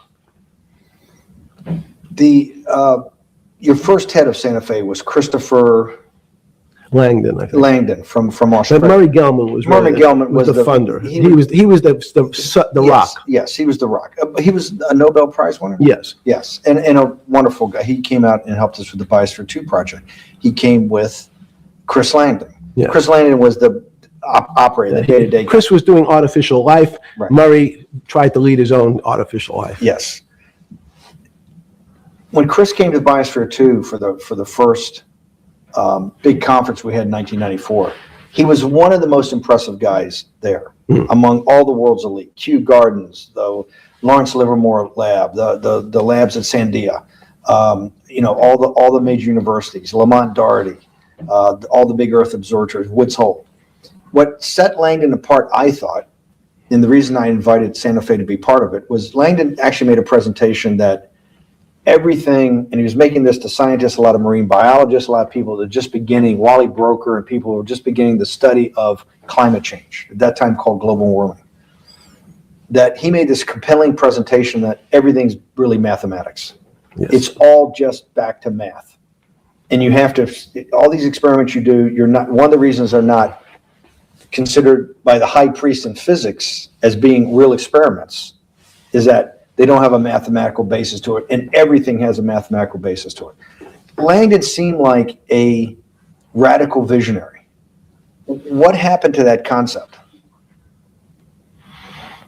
You go back 350 years. So you have Isaac Newton, you have Leibniz. From move forward, you have people like Heisenberg and Gödel, and what every one of those mathematicians and philosophers came to understand is that there's numbers can describe certain things, approximate certain things. But in fact, trying to put measurements and numbers on other things that are really unexplainable is folly. It's so 300 years ago, they said that unexplainable realm was God.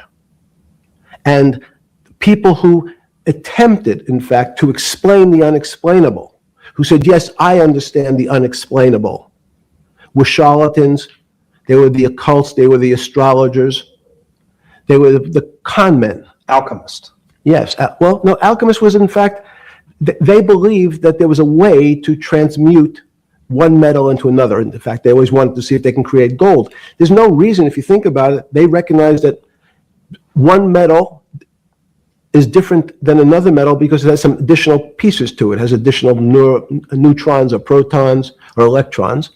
So because they thought it was a machine, they believed it was a machine, if I can take 5 protons and add 5, that gives me 10, I should be able to get gold.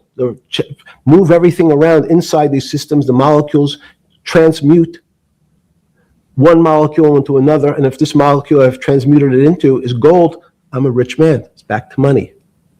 But there's something strange happens. Isaac Newton says, this is really weird. If I want to push a ball on the table, I have to touch it. Maybe I have to blow on it.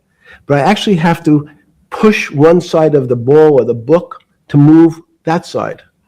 I'm pushing here, and obviously this thing is what appears to us humans to be solid, so it moves as one thing. But the only way to get something to move was to touch it or put a force against it. Okay, seems to make sense. Everybody has that experience. I want to lift a glass, I lift it. If I want to push a ball, I push it. If I want to pull a ball, I pull it.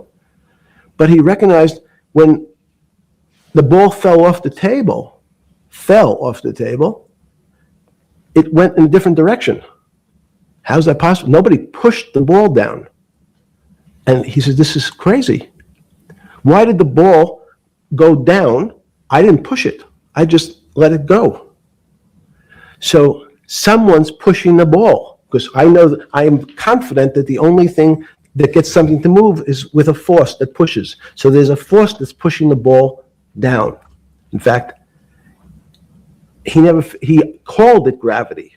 He measured how fast it was pulled, but never was able to explain why it happened. How is it? What is gravity?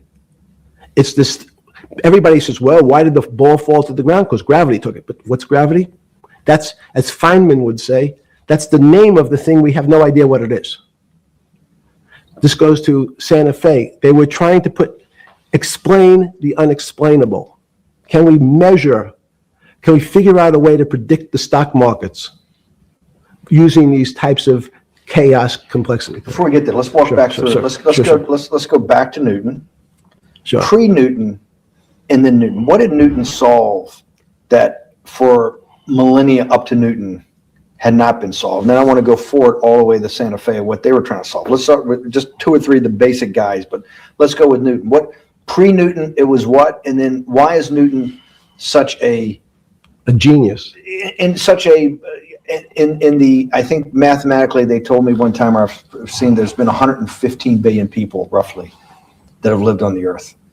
And of that 115 billion, Newton. Are you sure that's a number? That sounds a lot, very high. We only have 7 now. I think in the history of the earth, I think I'll pull up the stat for you, but I think it's 115 billion people. They figure That probably is inflation. That's why you have lived on Earth. But he's one of the handful of the most important. What did he solve for? Why is he so important for how we live today? And then we want to go through Leibniz and the other 2 or 3 other major ones to get us to Santa Fe. Well, it's a long journey. This is the heart of what we're trying to do. Let me take a bit of a detour just a second. What if you went to high school and the last year in your high school, you took calculus. So Isaac Newton sort of invents calculus. Well, that sounds invents, mathematicians. To torture seniors in high school before they graduate. Yes. I got to jump in here for a second because you see,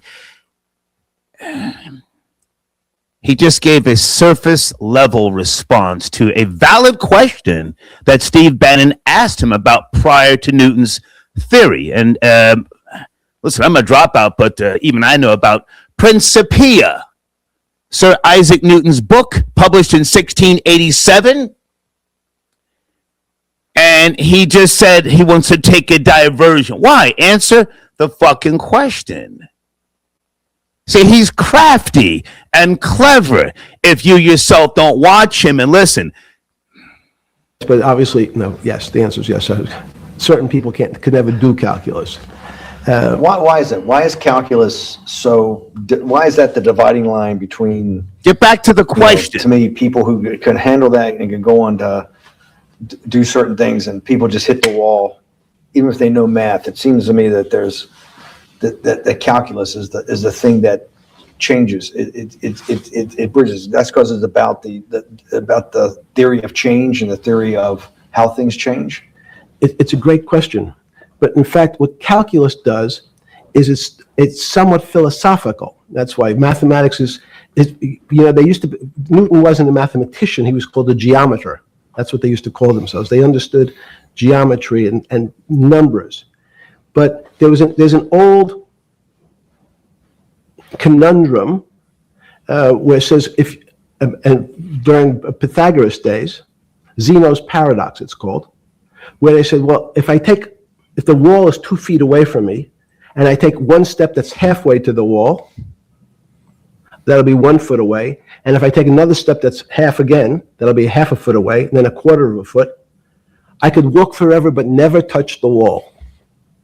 Doesn't sound realistic, doesn't make any sense in our real lives of the physical. But what Newton understood is many problems were like that. Many things approached the wall, or in calculus, approached the limit, but never really reached it.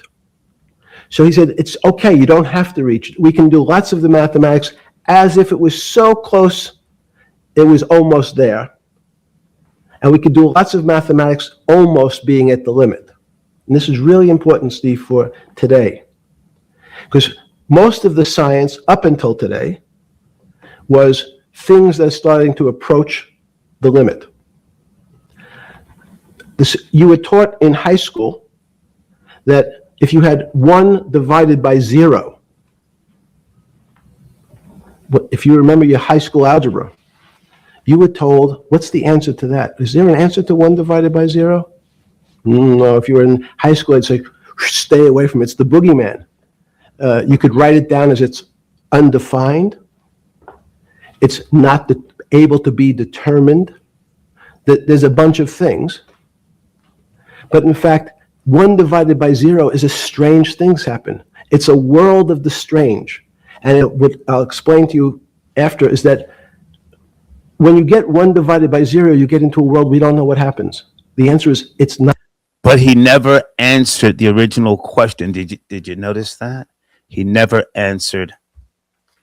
Steve Bannon's original question, and it's too late now because Bannon already asked him another question, and now he's talking about it's too much to explain. And you see, he's working the hands, because it's all theatrics. Well, Frankie G, are you there, sir? 416, Monday afternoon. Frankie. Shalom starts. Shine time on the small hats. Let's go, man. What's going on with you? It's shine time. Thank you for covering the topic. Yeah. I've been locked and loaded since you went live. Thank you. Yeah, man.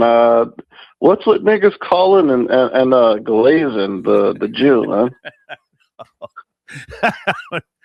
I mean, listen. What's going on, man? He got the bag, yeah, but I mean, like, you got to be able to see through the bullshit, and you got to be able to see the fucking horns, right or wrong.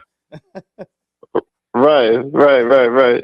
Come on. Look at the way he's maneuvering, man. He's every bit of the stereotype out there about the evil, powerful Jew that controls things that we've always heard about, with his hands, his talking down to people. Oh yeah, and by the way, that interviewer was he might as well have just gotten down on all fours and gave him some top, because that guy was a good guy. Steve Bannon. Yeah. Bannon. Yeah. You could tell he was in love with him, man. But yeah, it's shine time. Well, now hang on a second, Frankie G. For those who don't know, you're up in Canada. You're Polish, so you take issue with the Jews. I myself, I'm doing business with the beautiful Ashkenazi people. Great people. Just so that we're clear. Go ahead. Right. Listen, man, Jew money is good money if you can get it, Stan. The best. Right. The best money. Yeah. No doubt, man. Yeah. Listen, I'm just I kind of have a smile on my face ever since these files dropped, because everybody in my family and family friends that have always said I'm a conspiracy nut and I'm crazy and all this stuff, I have a smile on my face because I'm vindicated. This is all out in the open. The emails. I don't know how many times the word goyim is used in there. Crazy. Crazy about it. They had the NBA commissioners call it the fans of NBA basketball goyim like over 1,000 times. And you see, Epstein, he's from that old Jew class, so he definitely goes by the Talmud. I mean, or he used to. He's out of here. But do you think he's dead, Frankie G? No, I don't think he's dead. No, I don't think he's dead. Okay. Yeah, I think he's probably hiding out at some other island they set up for him now, man. Mm-hmm. Doing what he was still doing. There's a guy like him, like you said, I wouldn't go as far as to call him super intelligent, but he's definitely a clever swindling Jew, one of those dreidel spinners. He's got, he blackmails people. That's how he functions, right? That's the key to everything he does. So, But hang on a second. Hang on a second. Yeah. We can say blackmail, but, a lot of those people, if you ask me, high-profile people, were willing participants. What's the guy's name from? He was removed from the goddamn royal family, down on all fours. Was it Prince? Yeah, Prince Andrew. Yeah, Andrew. Yeah, down on all fours. Let's get him looking at the camera. Yeah. Looking at the cameras. So we can say. Can we? Well, hold on. Let me just make my point. Guy in handcuffs, please, man. Hold on. So we can say, he was blackmailing people. People had a clear understanding of who this guy was and what he was into. So if they went to the goddamn island, they knew what it was. Right or wrong? Yeah, but I don't know, man. What if they were allegedly slipped a Mickey? And, and then they were caught on camera or on photo doing some compromising things, and then were asked to do certain things from keeping that information public. You see Bill Clinton chilling in the hot tub outside. Oh, my God. My question is, why are these people still, living freely amongst society? Why is someone like Bill Clinton not under arrest, or Prince Andrew? I don't have the answer to that question, but I think Right. if anything, it's interesting to watch him talk because I really didn't give it that much attention. I got a little tired of people just so focused on who the pedo. It's like, Jesus, Mary and Joseph, give me something else. Give me something that this guy, stood for. And here we go. So I'm taking the time now with regards to the video footage. Grand land you're playing, Frankie G. Yes, sir. Well, Star, I like to study the Jews. So when something like this comes out, I like to, sink my teeth into it and really analyze their behavior and what he's doing and what he's saying. So yeah, it's interesting times right now, and I just wish the mainstream news media would actually cover this information instead of pretending it doesn't exist and exposing themselves for the complete frauds that they are. I got to ask you one more time, Frankie G, with all due respect. Are you sure you're not a Jew? Have you ever seen the film, the classic? hang on. Have you ever seen the Believer? The Believer with Ryan Gosling? Yes. Classic film, Star. Classic. Are you film. Sure? Frankie G, don't laugh. 100, no giggling. 100% sure, bro. Are you sure? 100% sure. You're not Ashkenazi? No, sir. I'm Roman Catholic. Okay, all right. Yeah. Good to talk to you, Frankie G. Salute. My nigga. Okay, all right. Troll babies, anybody seen The Believer with Ryan Gosling? Classic! Rory, the white Denzel, what's going on there? Yo, what's going on? You and I were talking earlier about the greatest Irish boxer undefeated, right? Yes. Tell them in case they don't know. Irish American boxer. Undefeated. His name is? Andre Ward. He's Irish. He's Irish. Irish. He's not adopted. He's Irish. His dad's Irish. That's why he was such a great fighter. For those who don't know. The Irish are the best fighters. That's why he was such a great fighter. Not only was his dad Irish, right. His dad raised him by himself because his black mother walked out on him. Hold on. Oh, and that mammy ditched his ass. His white Irish father raised him by himself and taught him how to box. Kept him out of trouble. Come on. Made him an Olympian. Come on. So salute to all the Irish fathers out there raising biracial children with no black mammy anywhere around. Salute to them. All right, so what's going on, man? Yeah. I'm playing the Jeffrey Epstein interview from 2019 with Steve Bannon. Yeah, have you been watching it or no? You just calling it about something else? No, yeah, I was watching it. Real quick before we touch on that, because that's what I want to talk about. I just want to say with the Shakur Stevenson thing, I'm not surprised that he reps Boricua and he wants to be known as that. If any of the listeners out there were ever born in the projects of Newark, New Jersey, one of 9, raised by a black mammy, they would try to get as far away from the black community as they could too. He probably doesn't have a lot of good memories of anything that has to do with black people. It's Newark, New Jersey. Yeah. Worst of the worst. He needs to drop the Shakur and change his name to Jose or something. Javier.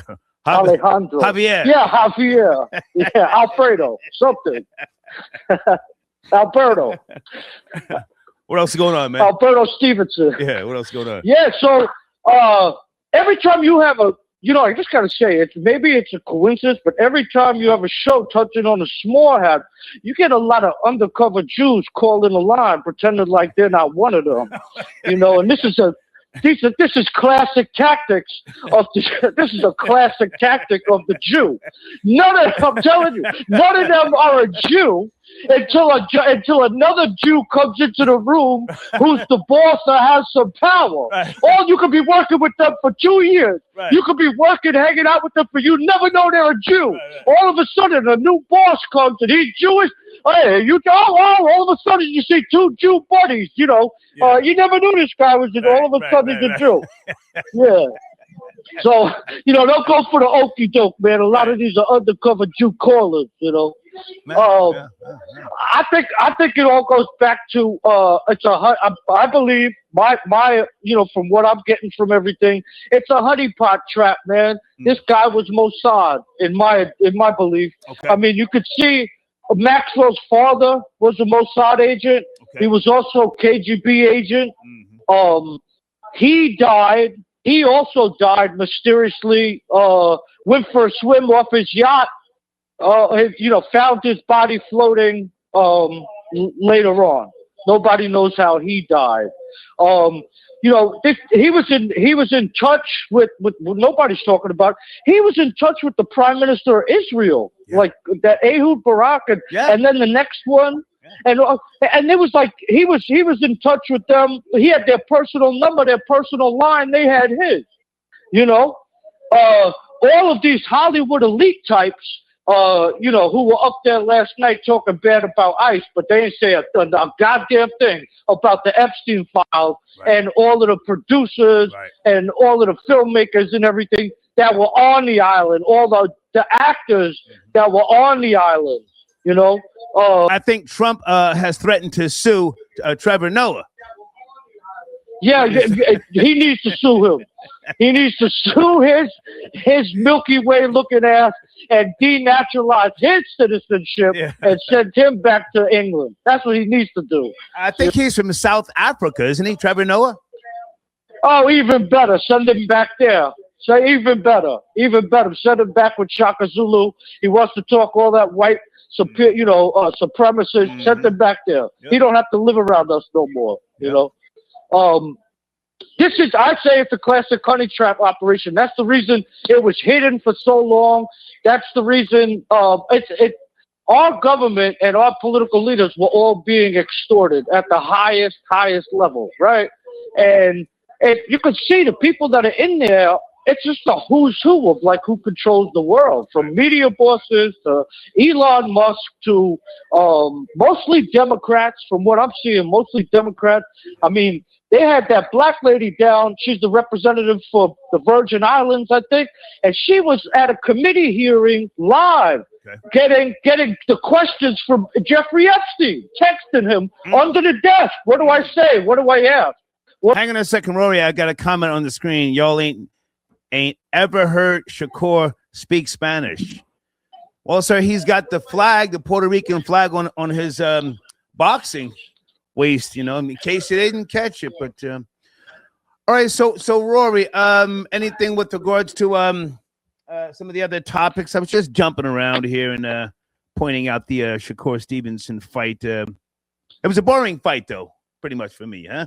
Yeah, it was a boring fight. It wasn't good. They did a lot of huffing and puffing before the fight, and not much throwing down during the fight.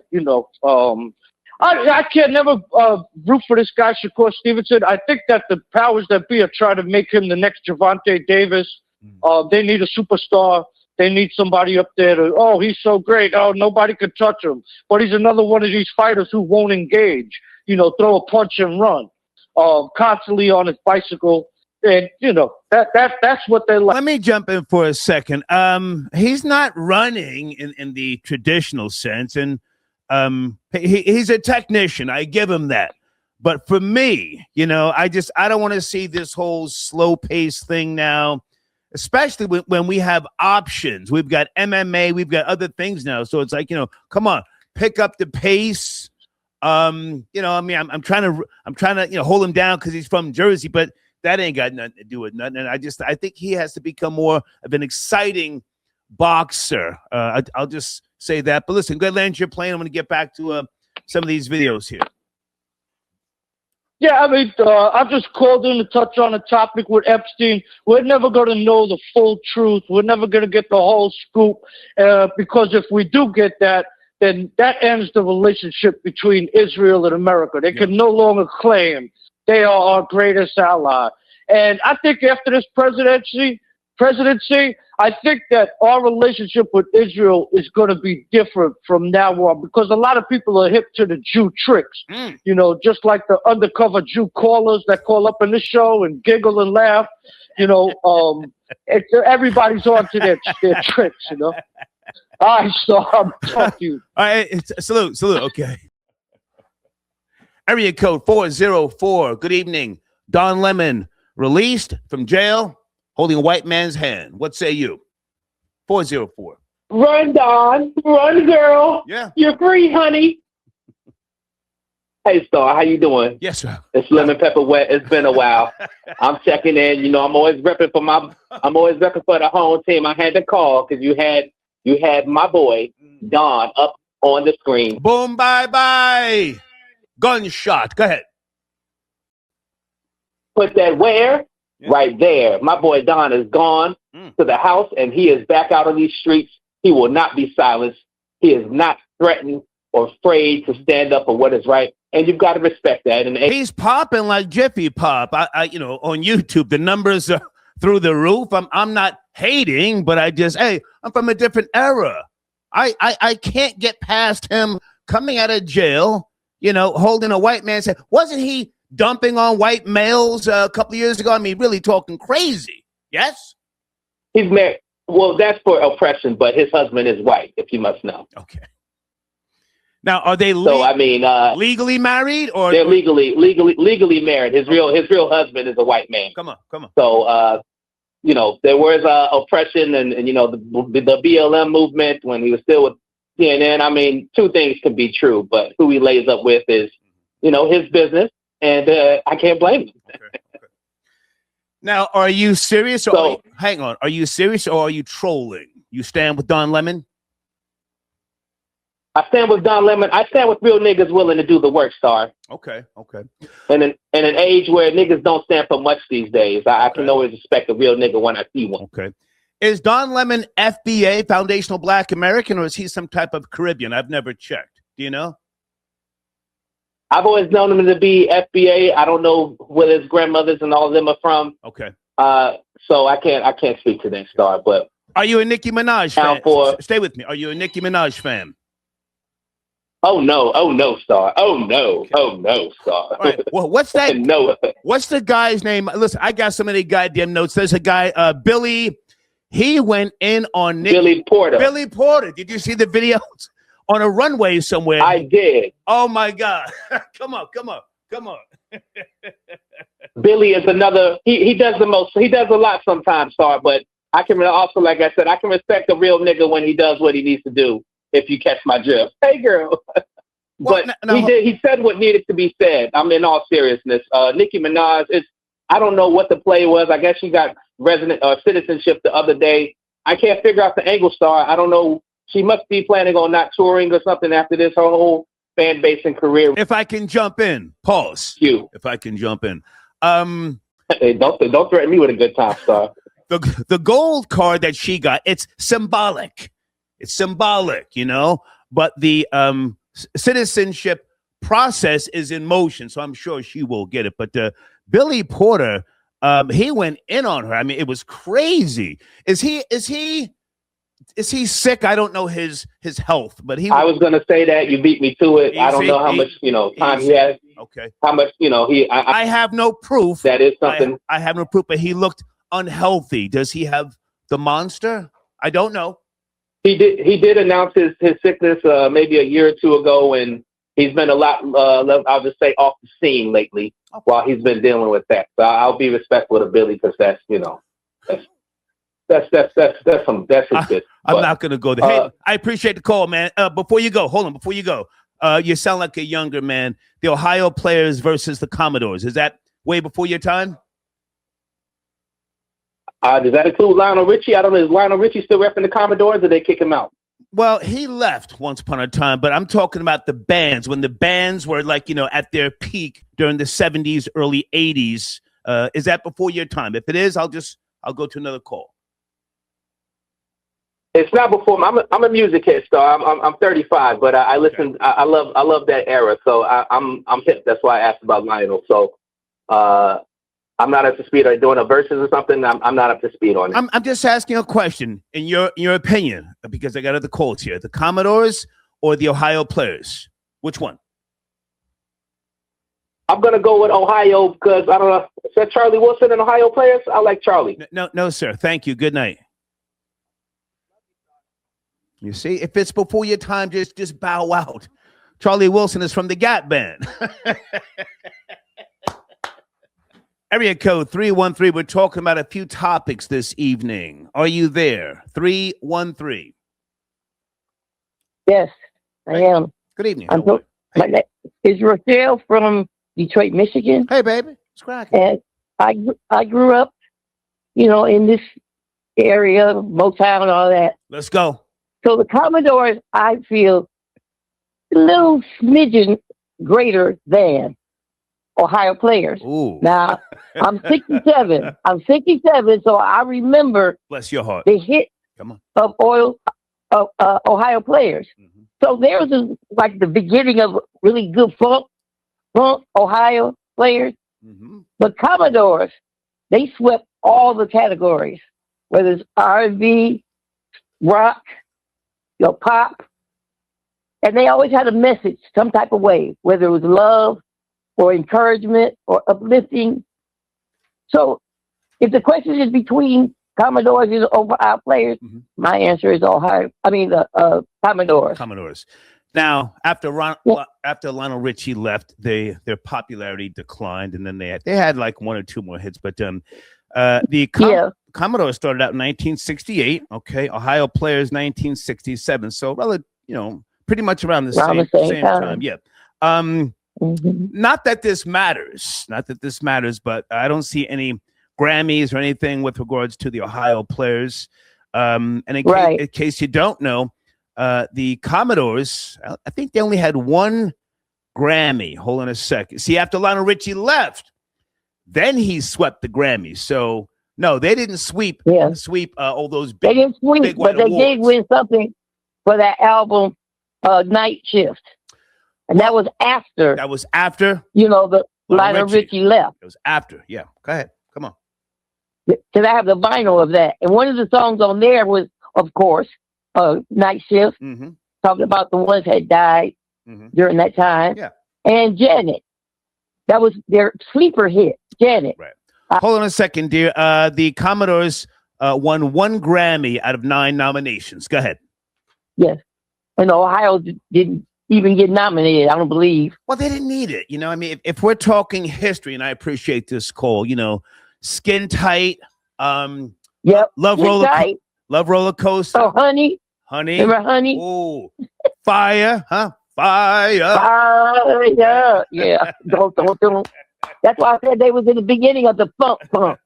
Yeah. Those are not just classic. Would you agree that those are monumental songs in the building blocks of Black music? Yes, they are, because they tell you whatever the message they had, it was telling you about the time. The times, right. Like you were saying about Zoom, or what's up, Easy. I'm easy. He's like Sunday morning. Sunday morning. Yeah. Come on. So there's several from 68 up. And Ohio Players 67 up, but not so many hits.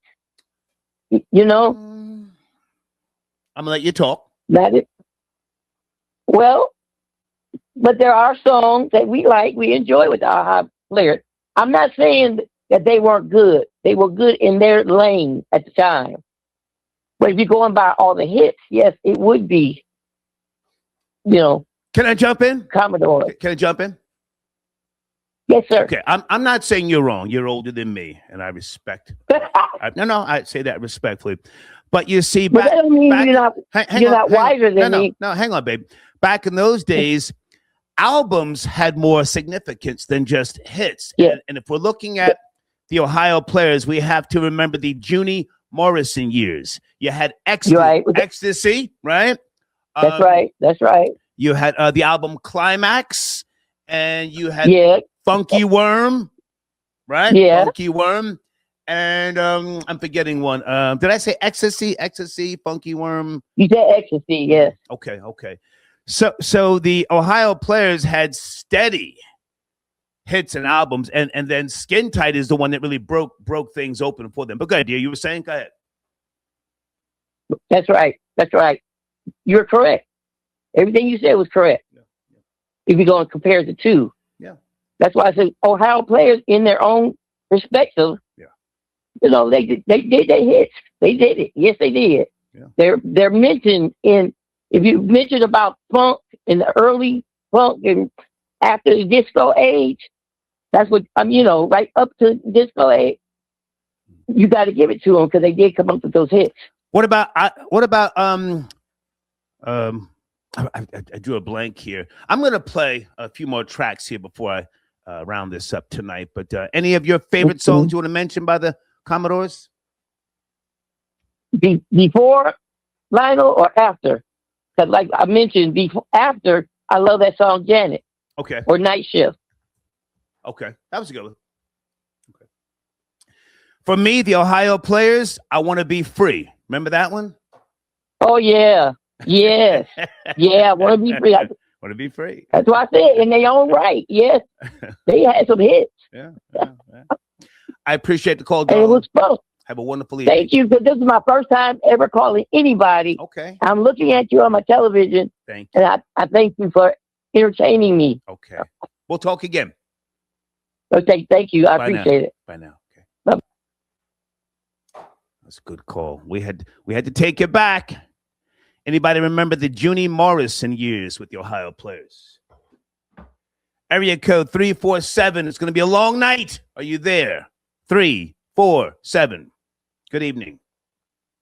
Yes, no, maybe. Hey, what's going on, sir? Yes, sir. How are you? It's cracking.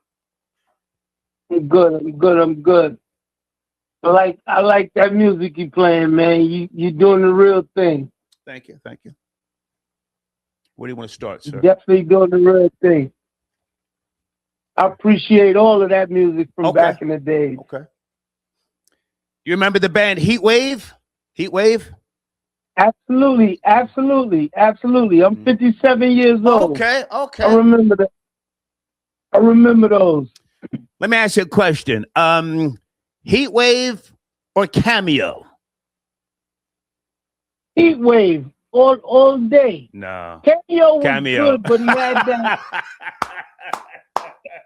Heat Wave. Come on. Heat Wave was definitely the one, but Cameo had that synthesizer thing with the voice and all of that. That's not really, what I was looking think you're thinking of Zap. You're talking about Auto-Tune. That was Roger Troutman and Zap. Yeah, exactly. I'm talking about Cameo. Didn't Cameo have that also? No. If we're talking Cameo, we're talking about Rigor Mortis. I Just Want to Be. Oh, okay. Single Life. Candy. Yeah. Cameo, I'm living a single life. Cameo had monster hits. Heat Wave was a good band, but they had a relatively short run. And the guy, I forget his name, Johnny. He was in that car accident. So, but they were a good band. And that Rod Temperton, who wrote a lot of their tracks and played keyboards, he also wrote for Michael Jackson. So they were a good band, but in my opinion, I would say Cameo. Fact. Go ahead. You have the floor. You have the floor. Yes. You're right. You're 100% right. Yeah. He was definitely doing his numbers at that time. Before you go, sir, Don Lemon came out of court holding his husband's hand. Not that he can. I'm just, I'm on that bullshit tonight. Your thoughts? Do you care? What happened with the white girl that he was with? Which one? I thought he was with a white girl. The last one that he had got tangled up with. This last one that he was involved with. Don Lemon? What happened? Sir, Don Lemon's gay. So who are you talking about? He's gay. He was gay, but he was into a relationship with some white chick. Okay. Not too long ago. Okay. I don't remember. But listen, man, I appreciate the call. Salute. All right, salute, my brother. Have Yes, a sir. good. Oh God, please don't call me brother. We were having a good conversation. 778. Good evening. Talking about Donald. Shalom. Who's this? Shalom, Star. It's Yosef. Yosef, what's up, man? Good to hear from you. Man, you playing some of my father's favorite music right now. I had to call him up. I asked him personally. I said, who do you have? He says the Commodores or the Hobblers. My father lived in Detroit in the Motown era. Okay. And he said personally he liked the Commodores more. They just had more hits. I like the Ohio Players. I love that song, Ecstasy. When I have my auntie come over and we get a little freaky, I like to put on the old hits and everything. Like, listen, man, I talk a lot of bullshit, but I love this music, man. I love this, like, the Ohio Players, the Commodores, Slave, all that stuff, man. Like, I get down to that, man. My Confunction party wants some stuff like the Barcades. Yeah. Oh man, like late night, summer night. I put that warm summer night track on by Chic. Oh man, that just like puts you feel it down your spine. You know, that's real music. You know, I took my father to see Smokey Robinson live in 2018, I think.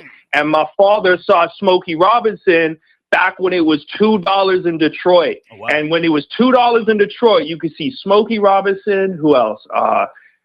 Stevie Wonder, and, you know, just all the acts. It was $2. It's crazy. And, you know, the young people, my generation, you know, we don't know about the pillars of what made music today. And I think that's why music is so lost, because well, let me jump in for a second because you've called, you've called in and acknowledging groups that some people maybe never heard of. And I say this with all due respect.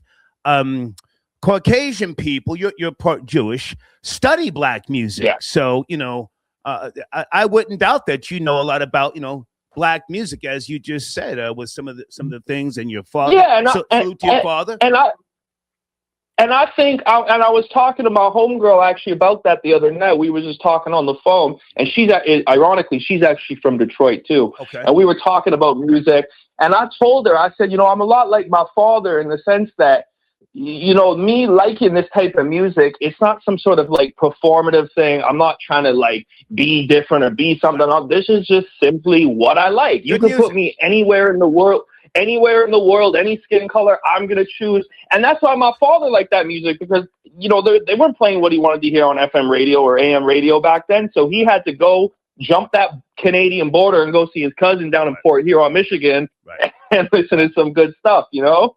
Okay. Well, listen, yeah, you know, I got to bring it back. Hang on. I got to bring it back. Don Lemon, arrested, did a little time in jail, released on ROR. Any thoughts? Do you think he's some type of freedom fighter? Is he going to lead the charge for independent journalism, or is he just a goofy? Yosef. He's a goofy. But I don't even really know. I didn't even know the guy got arrested, so I can't speak on that. I was more focusing on the Epstein stuff that got out today. My boy Big E, they running the slander on my boy Big E right now. Well, now hold on a second. You know, that's what's crazy, right? They be going at my boy Big E like he's the worst person in the world. But last time I checked, all you rappers love worshiping these cartel dudes that have murdered millions of, you know, thousands of people, have murdered children, put drugs in our community. So listen, man, if people want to go to the island, get a little freaky, pop some shit, hey, man, so be it. Now, listen, I didn't comb through the new files, but supposedly Jay-Z and Pusha T's names have popped up. Did you see that? Yeah. Apparently, they got Jigga Man on there, and they got Pusha T. So, you know, when Drake had one of his diss records come on, I got to show my boy in Canada. He said on one of his diss tracks, he said this Epstein angle. You know, he said that was astonishing, but I'm not surprised you people tried to run with it. They're like, look how it turned around.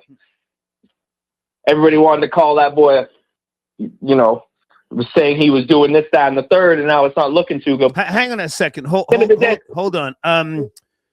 Okay, so Deeds says, not you, but the other caller was confusing Don Lemon with TJ Holmes. Yeah, because I don't even know who that is. No, he kept saying he was involved with a white girl. I'm like, what? Don Lemon's gay? Yeah, he was talking about TJ. Thank you, Deeds. Okay, anyway. Well, hey, man, I appreciate the call. And anything else? Let me throw. Can I throw a couple more? Because I'm looking through my classics right now. I want to throw in a couple more artists. What do you think? What do you think of like Timmy Thomas?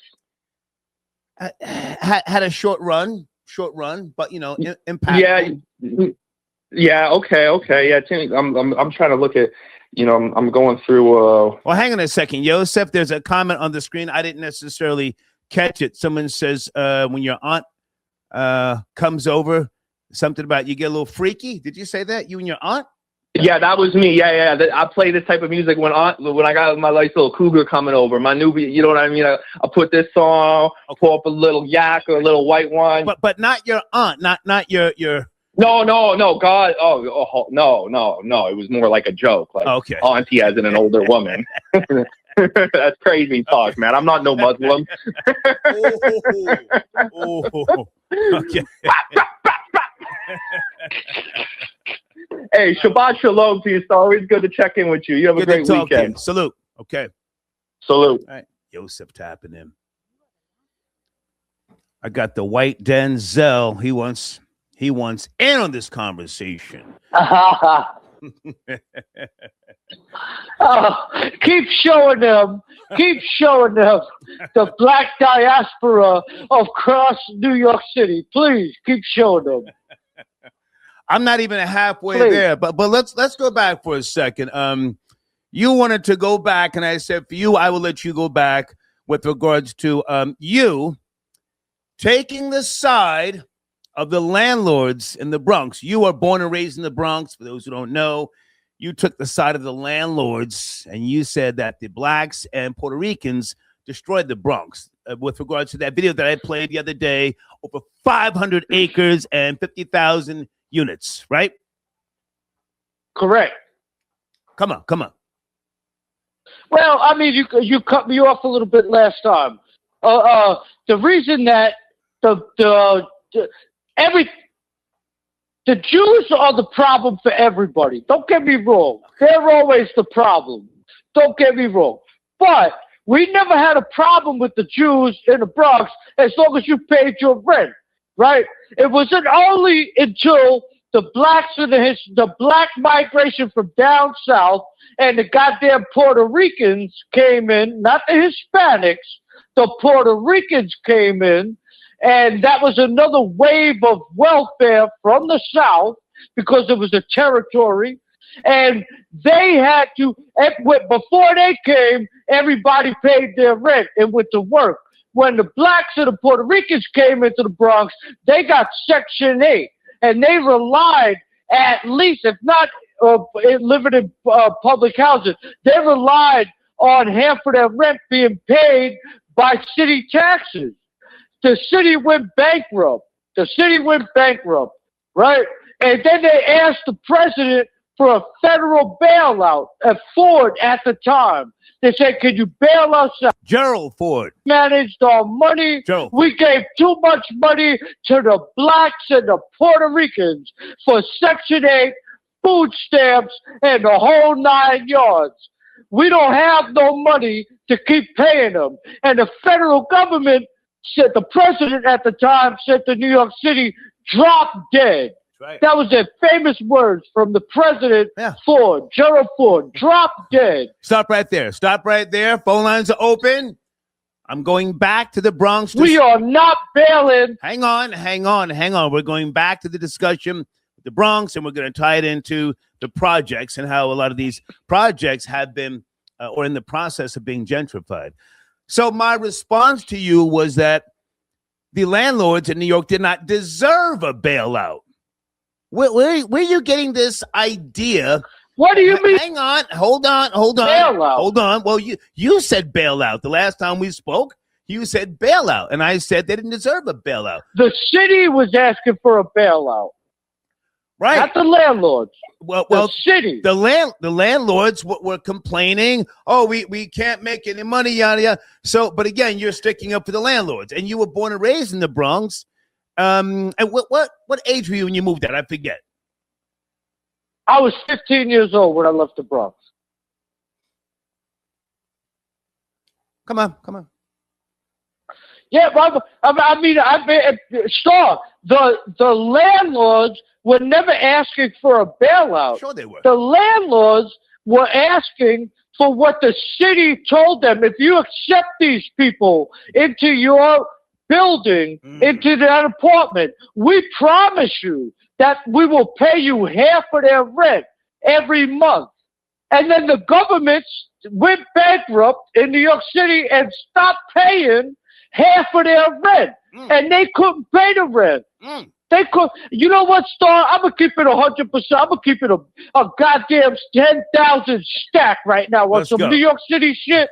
Me and my brother used to have to walk down at 10 and 11 years old with a baseball bat, and I had a glove. My brother was a year older than me, 15 months older than me. He carried the baseball bat.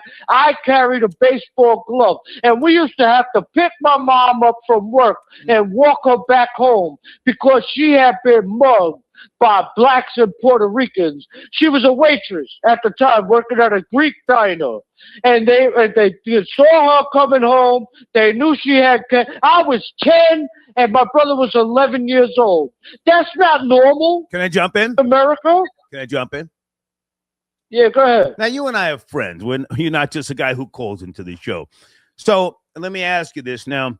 Did that scar you for life? Do you think that maybe some of your views now are due to, as you just described, mom's getting robbed, and she wasn't extorted? Like, if you lived around Italians, half my family, it wouldn't have just been a mugging once in a while by the blacks, the Puerto Ricans. It would have been a regular extortion every time she got paid, right? No, it was on some street stuff. No, if they caught her by herself taking the train home. You didn't catch what I said. Her walking by her. Hang on. You didn't catch what I said. Wasn't no extortion. Oh, no, I said, okay, so the blacks and the Puerto Ricans mugged your mom, respectfully. But if you lived around, if you lived in a predominantly Italian neighborhood, they would have wanted a part of your mom's paycheck every time she get paid. That's how they operate. So, that's why they call them the dirty dagos. You're jumping from the Jews being the problem as the landlords, and now you're going to the Italians. No, the Italians did not extort, regular working class people. Sure they did. Italians in my neighborhood, they married into us. We were cousins. We became cousins and family. Rory, hold on a second. Anybody want to talk to Rory? It's Saturday night. Phone lines are open right now. Hold on, Rory. Hold on. The Italians did not rob people on the subway, on the street. We were never worried about Italians. Come on. Ever. The only beef we had with Italians is that they cooked with too much garlic and the whole building stunk. That was other than that, those people were our family. Italians are our family up in the Bronx. Italians and Irish are like, we are connected in New York City, like at the hip. We marry into each other. We're family. Hang on. But hold on. Listen, let's take it slow. I think somebody wants to speak with you. Area code 914. Yeah. Rory, hold on. One at a time. All right, I got you. 914. Good evening. Are you there? 914. Hello. I could talk once Rory shuts his mouth for a second. Okay. Rory. Let me put him on hold. Okay. Hey, darling, who are you? You have the floor. 914. Go ahead. Hi, this is Laverne. Hey, Laverne. Calling from Jersey, and I'm here to let Rory know. No, it wasn't only black. You have the floor, baby. I didn't hang up on you. 914. Yes, this is Laverne from New Jersey. Come on. Oh, wait, I got to mute the back. Hold on 1 second. Okay, give her a second. All right. Okay, can you hear me? Go ahead. So you want to get at Rory? He's right there. Okay. Go ahead. Yes, Rory, you know what? I love your commentary. You're funny. You get goofy sometimes. Sometimes Star has to shut you down. I don't have no beef with you, but you need to talk about facts. So, yes, New York City did need to get bailed out. But you're forgetting about what whites got. Like that white flight was funded. Okay, whites had a lot of things. They didn't have to pay back the bond, the municipal bond. Right. That was by default. Right. Also, they definitely, like, they had no legal consequences for all of their reckless lendings. Whites got funded as well. So it wasn't just the blacks and the Puerto Ricans that, like, destroyed or whatever you're saying for New York City. They got housing up in the suburbs. All of that was funded by the government. So it's tax abatements. We can name it on and on and on. Like, there's so many services that were provided to whites during that time. So if you want to just talk about government assistance for rent, no, we're talking about government assistance for housing to whites. Okay. If I can just champion what you said, Laverne, I'm saying they didn't deserve a bailout. Rory put that bailout thing in there last week. And again, former President Gerald Ford, he said, hell no. Rory, let's let Laverne speak one at a time. She addressed you, Rory. Hey, Laverne. Hey, Laverne. How are you, darling? I'm doing very well, my love. Well, just to let you know, you another outsider who never lived in the Bronx, who's calling in to give I'm your born in the piece Bronx. of view. Hold on, Ro, I didn't interrupt you. Can you please control your temper and your mouth for 1 second? A white man is talking. A white man is talking. I'm not your baby daddy. I'm not your black baby daddy. A white man is talking. I gave you that respect. No, Laverne, you're another out-of-towner. When the people from the Bronx call in, they agree with me. And they actually say, well, I have lived here in the Bronx. And yes, it went to hell when the blacks and the Puerto Ricans moved in. Yes, the white people did live in the projects when they first opened up. You know why? Because they all came back from World War II, and they had no place to go. And you know why the projects were really nice in the beginning? Because white people lived there. Irish, Italian, Jewish, German. That's why. And then when they left, they became the epicenter of crime in our city. So don't call in from New Jersey talking about New York, Laverne. Okay, let her speak. Let her speak. You probably laid up with a Shirley. Okay, Rory, let her speak. You laid up in a... Rory, let her speak. Let her speak, Rory. Okay. Laverne, you have the floor. Are you done? Well, first of all, I live in New Jersey. I'm born in New York City. Right. Rory. I don't have a baby daddy, Rory. Okay, so I don't know what you think that all blacks have baby daddies or just like, you know, whatever you try to portray out there. And, you know, maybe you're goofing around. But to sit there to say that it's only blacks and Puerto Ricans that put the city into debt and all these different things. Let's talk about the Cooney. They were getting Cooney, like sponsorships, white people. I could go on and on. Like, so I don't even know what you're talking about. New York City went in bankruptcy because of politicians. Don't put that on blacks. Okay? There was control unions. There was so many different things. Like, we could name it. And we could talk about how they would burn down buildings just for the insurance money. Those were your people, Rory. Those were your people. Don't forget white flight, Laverne. Don't forget white flight. Exactly. White flight. Exactly. Yeah. That was not like something that was systematic. Like, they got funding for that. Okay. So while you're worried about a couple of dollars at the time for rent, let's talk about the big budgets to put these individuals in homes. We got Saddlebrook, New Jersey, all over, all in northern New Jersey, white flight. Okay, Rory, you have the floor. Laverne addressed you. Yo, Saul. Yeah, go ahead. You have the floor. Yo, could you imagine?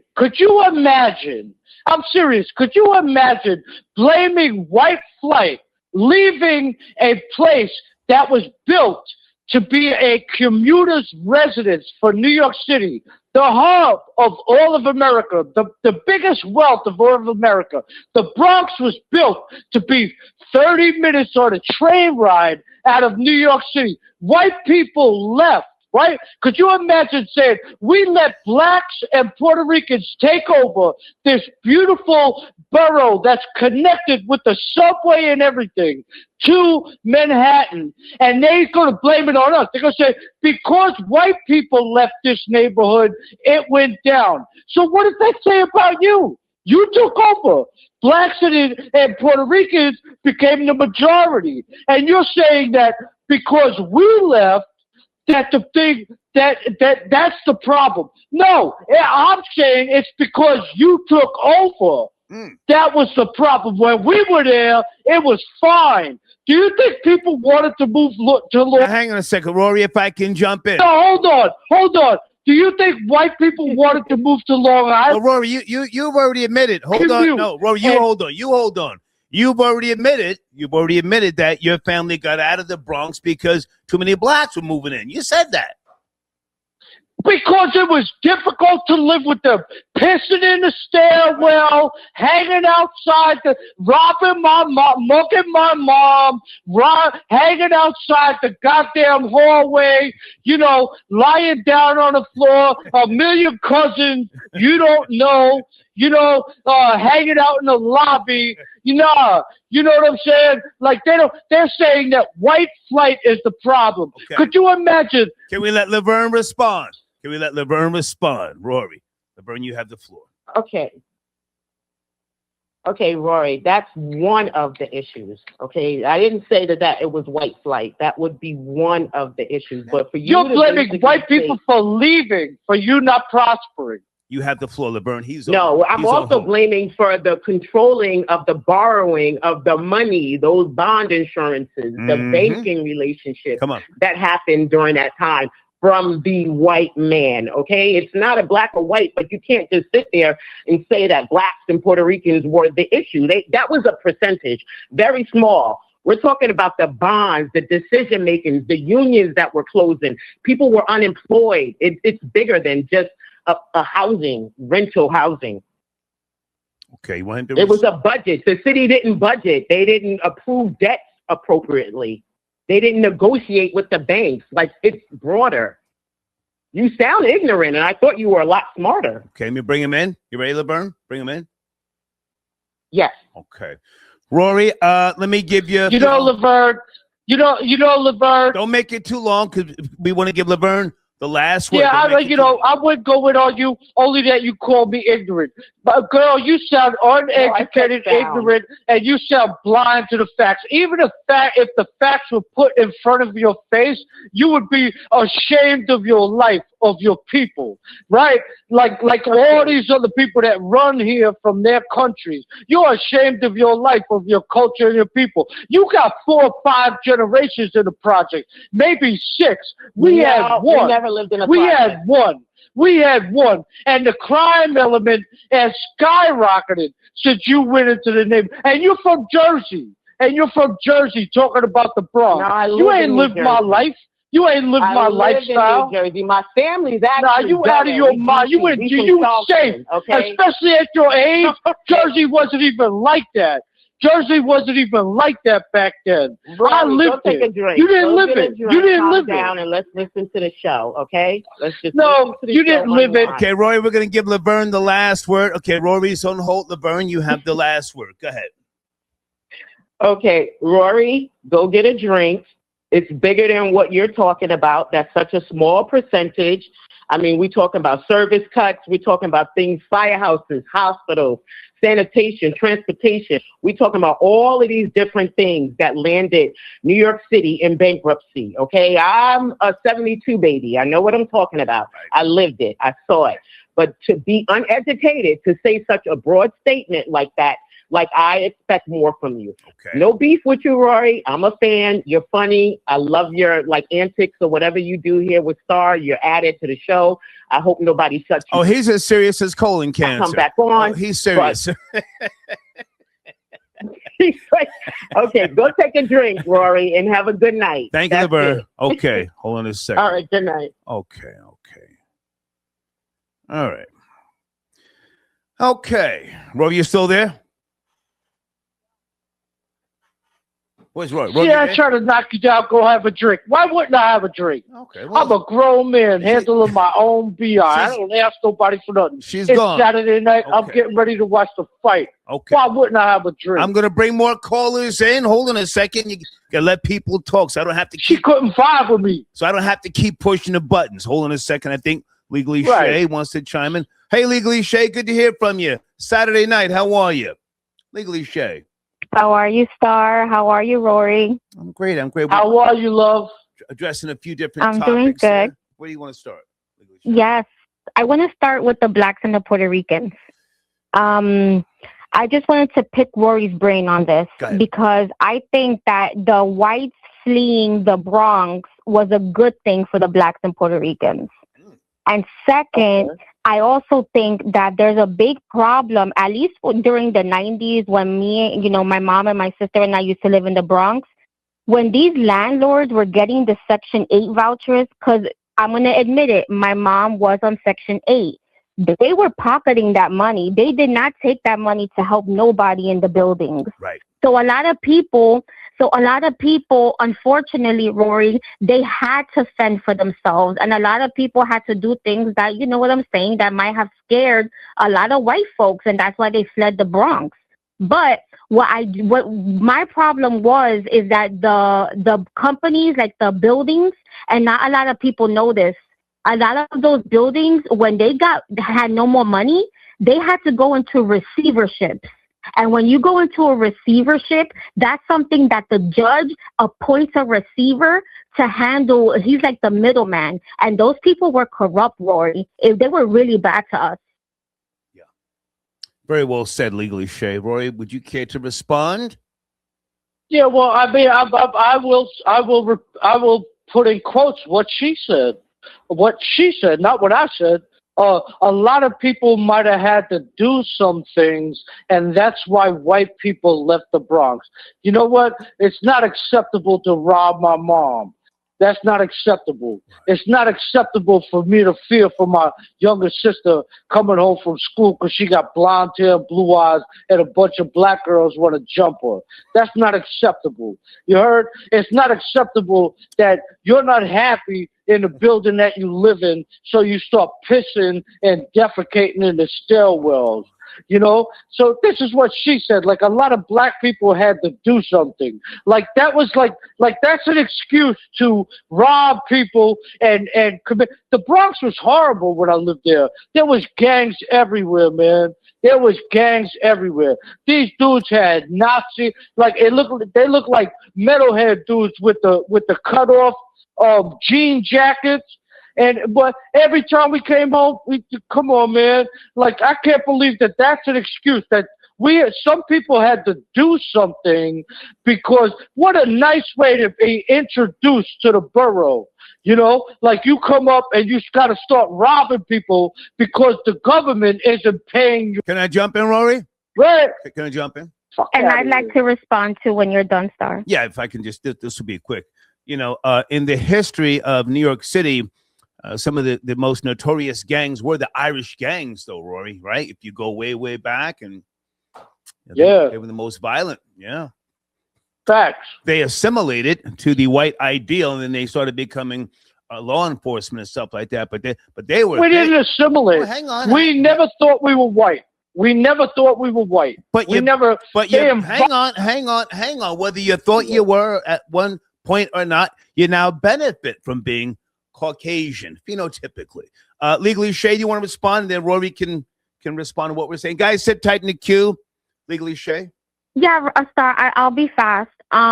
Take your time. Rory, you're right. Your mom did not deserve to get robbed. And you and your brother didn't deserve to be going around at 10 and 11 with a baseball bat and glove. The only thing I could say right now, your mom wasn't the only one that got robbed. My mom got robbed on the 6 train in Cyprus, and we have family in Cyprus. That was our second home. My mom got robbed in Dykeman. I mean, you got to understand that it had nothing to do with race. If you were going to get robbed, you're going to get robbed regardless, whether it's Dykeman, the Bronx, Cincinnati, California. It is what it is. But the thing is that I really hope that you can understand, Rory, is that when you're poor and you really got nothing, you really have to pick your poison. So it's not the fact that we're making this about Black, Puerto Ricans, Dominicans, and white. It's the fact that in the culture and how we have to do things, we have to figure out, all right, this is what we have to do. I have family who used to be stick-up kids. Okay, it is what it is. They're still my family, and it's a choice that they had to make. But I guarantee you one thing, though. Even my clients who are in lockup, I guarantee one thing, though. Not one person is there because they want to be there. They were forced to be there because of society. Oh, wow. I don't know about that, but I don't know about that. Yeah, I don't know We about got that. choices. I don't know Okay, about bye, that. guys. I was poor too. But why would I be in the Bronx if we were poor too? We were poor too. All right, thank you, Legally Okay. Shay. Thank you, All Legally right, Shay. bye, guys. Right. Bye. Hold on, Rory. Hold on, stay She's right saying there. like some people were poor. We were poor too. Why would else would we be in the Bronx? Area code We're just as poor as you. 718, are you there? Good evening. We're trying to stay on topic. Don Lemon, released from jail. He spoke. Can we address that, or do you want to speak about the other topics? 718. How you doing? Oh, yes, I'll speak about that. I think Don Lemon needs to get put under the jail. Yeah, son. Let the man speak. Exactly. That's where he needs to be. That homosexual hamster needs to be down, because you can't just be running into the church disrespecting the people like that. Kick off the white. His response is that he's been doing this for 30 years. Is he a hypocrite? Because I've never seen Don Lemon go up into a synagogue. I've never seen him go into any type of Muslim a mosque or anything. Or a black church. Hold on a second. Never seen him run up to a black church. Rory, let this man speak. You have the floor, sir. Go ahead. He's a devil worshipping homosexual. That's what he is. A devil worshipping homosexual. He hates God. He knows he's not getting to heaven. Might you be a Christian, sir? Oh, yeah. Christ is king. Okay. Anything else with regards to the discussions we're having here? I started playing another video with regards to the worst projects in the New York tri-state. I'm going to get back to that. Yeah, they destroyed my neighborhood, those damn hamsters in the Spanish. They came up to the Bronx, and they destroyed our neighborhood. I remember they came up there and did a number on us. Hold on a second. I'm going to bring Rory in. I remember you. You said your family is still there, but you got out of there, right? Yes, sir. Okay. Rory, this guy is on the same page. What do we call you, sir? You called the other night. Mark. Mark, good to have you back on. Rory, do you want to respond to what Mark is saying? He agrees with you. Yeah, I mean, are you from the Bronx? Yeah. I'm from 204th Street in Webster up there. All right, cool. I'm from Briggs Avenue, right on Kingsbridge Road. East Kingsbridge. Oh, my uncle lives there. My uncle lives over there. Mark, you're Irish too. Mark, so you know what time it is, man. It was, when Irish people, when Irish and Italians ran the Bronx. My father is from 139th and Willis Avenue. My dad's born and raised in the Bronx. We didn't really have a lot of, it was only to the Puerto Ricans and the blacks came in. My uncle got shot. My dad got shot when they moved into the neighborhood. They both got shot with a shotgun, so, and it was for nothing, only that it was niggas and spicks from the projects trying to, take over Cypress Avenue. So, I don't know. These people call in from all over, and they're not from the Bronx. So, can we let this man speak, Rory? Mark, you have the floor. Go ahead.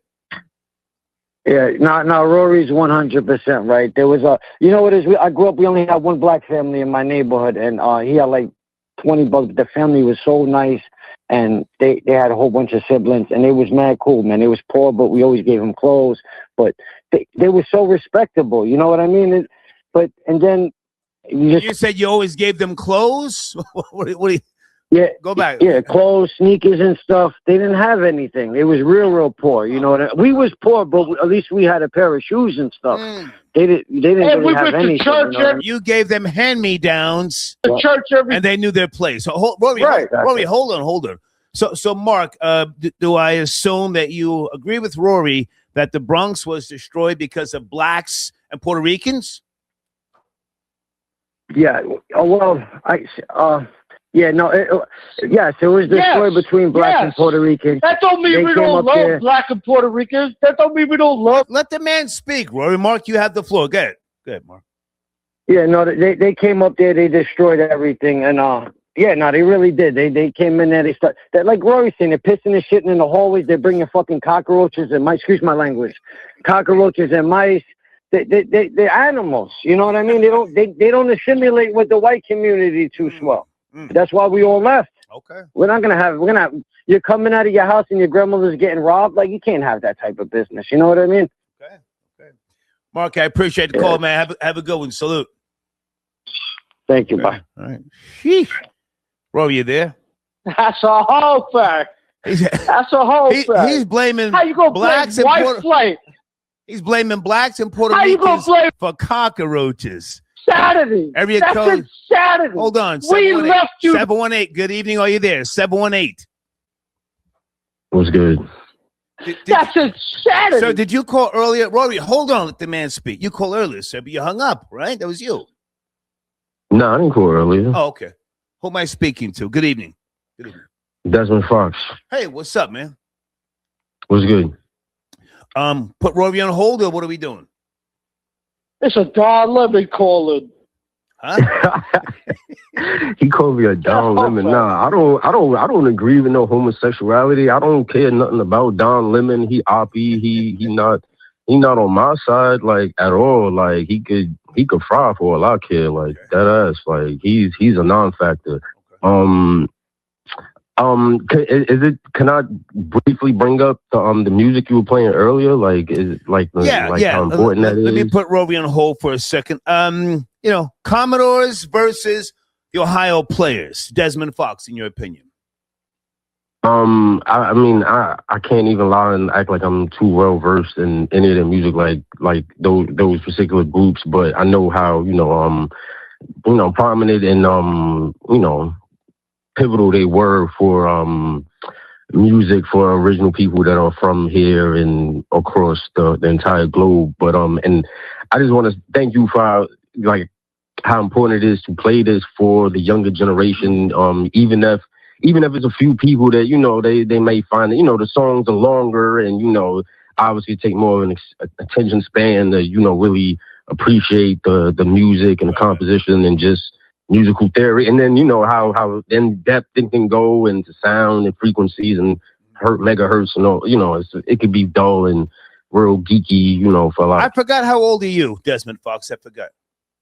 I'm 39. I'm about to be 40 in like 3 months. Let me just add this. You know what was really cool about the especially the 70s? Parents and children listen to the same music. Before hip hop and rap music, you listen to what your parents listened to. Mm-hmm.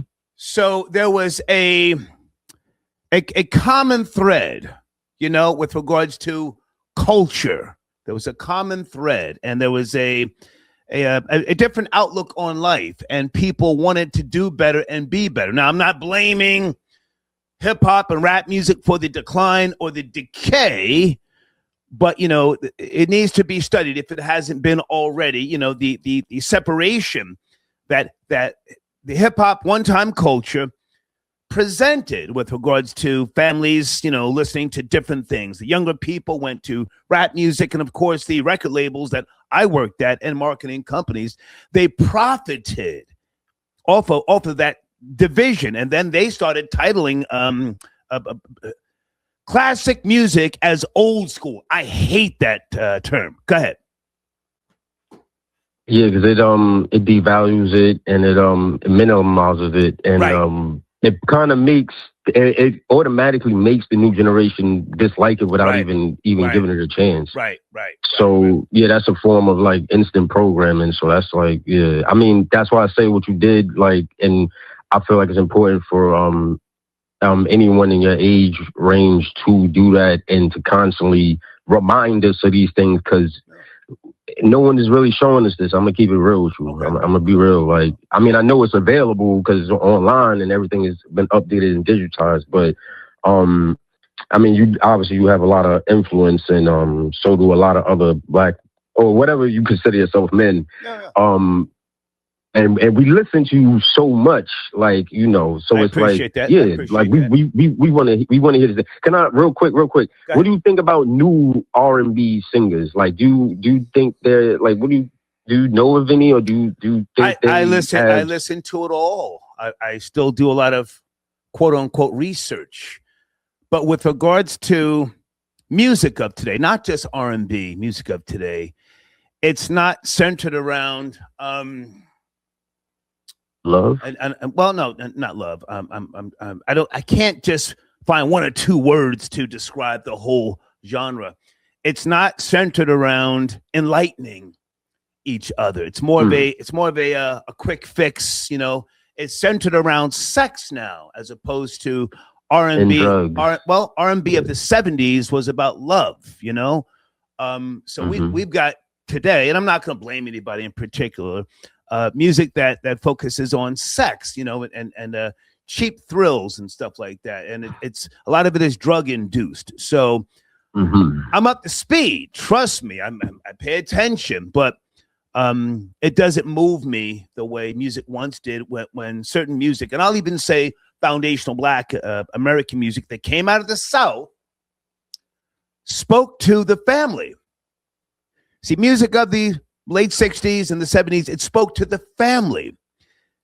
Music today is rappers speaking to other rappers. They're not speaking to the babies. You would have to be insane to be a rapper and make music for your 5-year-old. I mean, think about that. What the fuck are you rapping about? Are you rapping about something that you want your 5-year-old to take part in? Does that make sense? No, as far as like him, like being involved in anything like violent and like he or she, and I don't mean to call somebody out. What's her name? Ski, bust your head. What is her name? Sexy Red. Sexy Red. Listen, she gets the bag, but is she saying anything that children should really want to take serious, or aspires? Yeah, it's different now. But listen, man, I gotta not at all. I mean, I gotta take. All right. Have a good night. Thank you very much. Have a good night. All right. Desmond Fox tapping in. Big Elvis, the chef Rosenberg. Thank you for your support. Where do you want to start, sir? Big Elvis. Big Elvis, the chef Rosenberg. I am here, Star. Hey, man. I want to talk. Go ahead. Yeah, go ahead. No, go ahead. You have the floor. I was going to talk about Don Lemon. Please.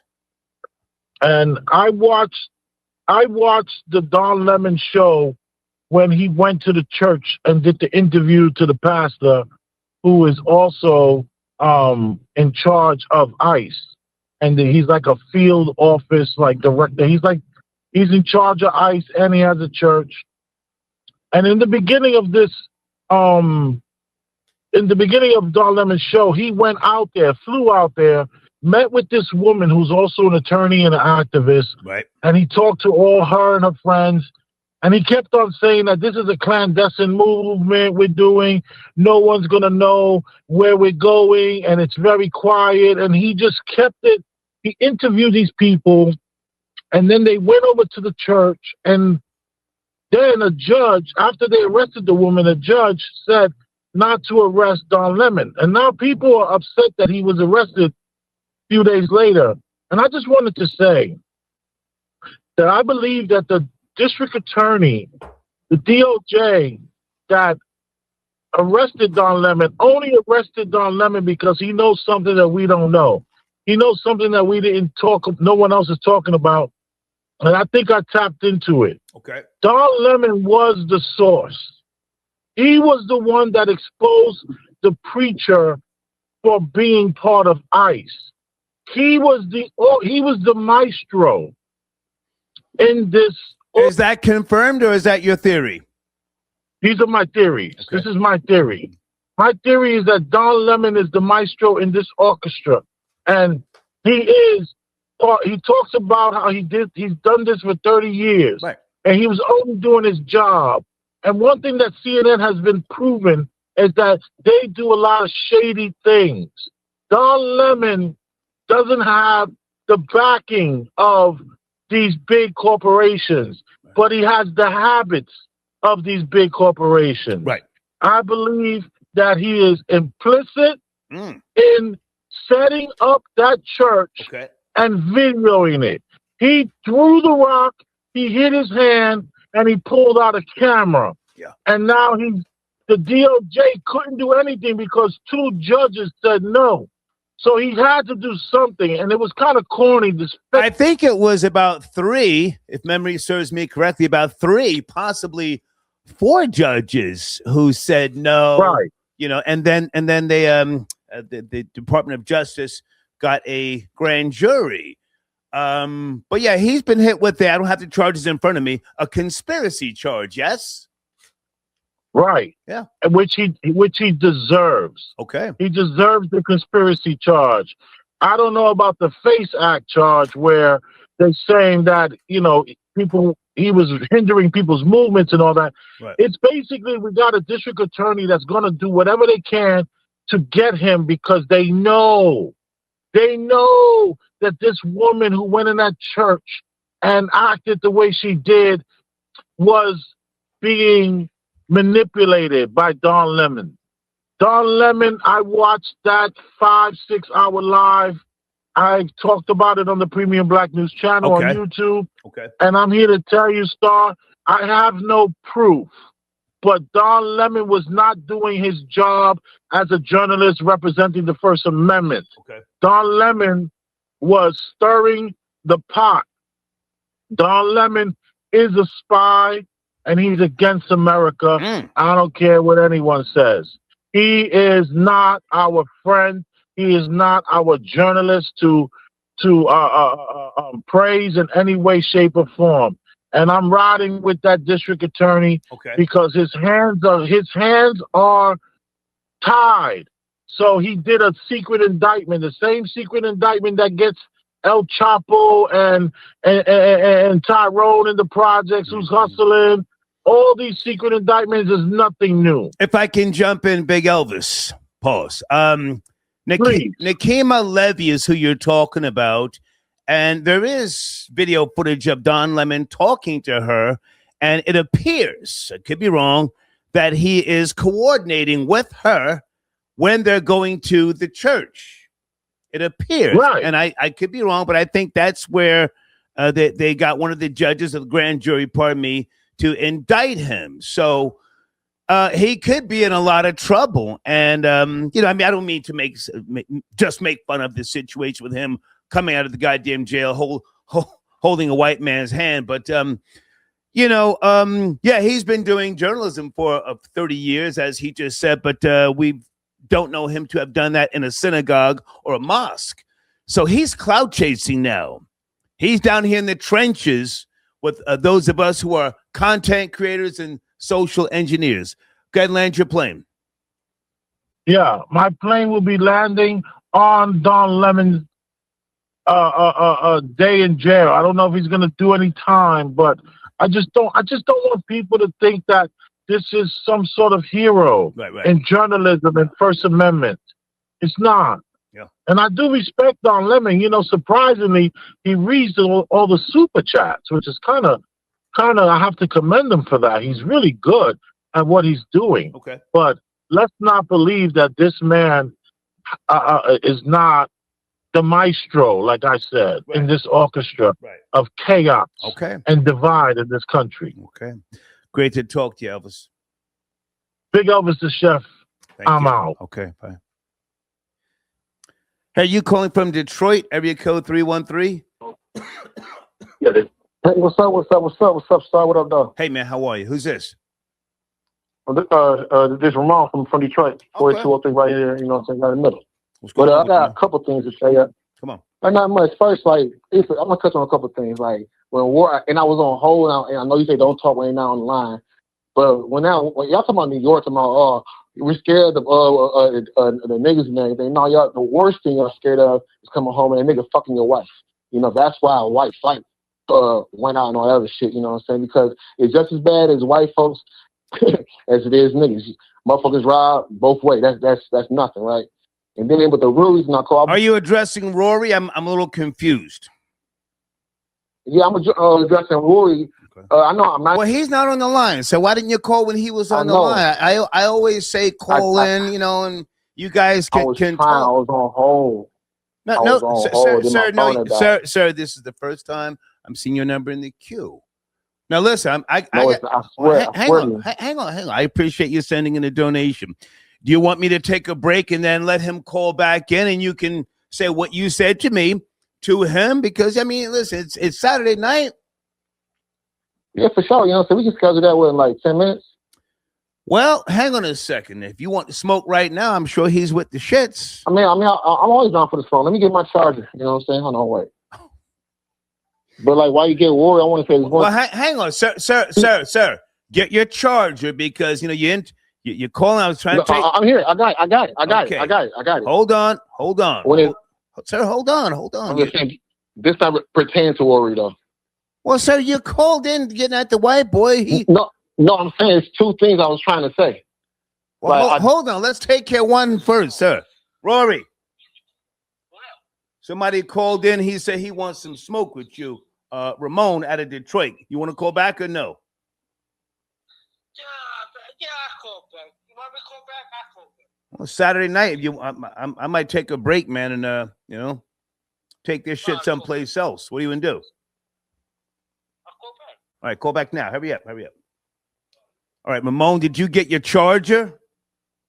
Oh yeah, I've been got it. You know what I'm saying? It was right here. I just had to reach and get it. So where do you want to go? Not like with my charge. But yeah, so while you wait for that nigga to call back, you was talking about some dolphin where you can your mate or whatever, the one that got away.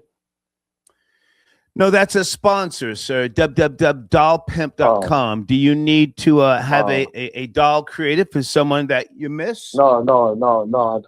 I'm not. It's not that serious. Okay. But like, I thought that was a sub conversation. If you want to call in and talk about the one that got away and all that other bullshit, but it's not my bad. No, not particular. All right, now okay, hold on. I got Rory on the other line. Just long as it's one at a time. Let's not do the yelling, okay? I know that. Okay. So you want to get at it? There's the white boy right there. So let me just say this: white boy in front of you. Mr. White boy, white Denzel. Hold on, Mr. White Denzel. Even though he's a friend of mine, sir, don't fucking play with that white boy. Don't say you're his fan, and don't glaze him. I man, a fan. What the fuck? This nigga, he always calling. Well, there he is. Whoa! Slow down. We got to be able to understand your black ass. Slow down. Be confident. Speak confidently. Don't tell me to be confident. But listen, we're gonna stick to talking. Well, no. Don't act like your mama. Don't act like you was raised by a single woman. Slow down. Talk like a man. Put some bass in your voice so everybody could hear what you're saying. So the white don't be so black and stupid. Don't be so black and stupid. Don't be so white and pussy. All right, like what you talking about? Y'all talking about with white flight, and that's actually what white flight is. All y'all is just pussy.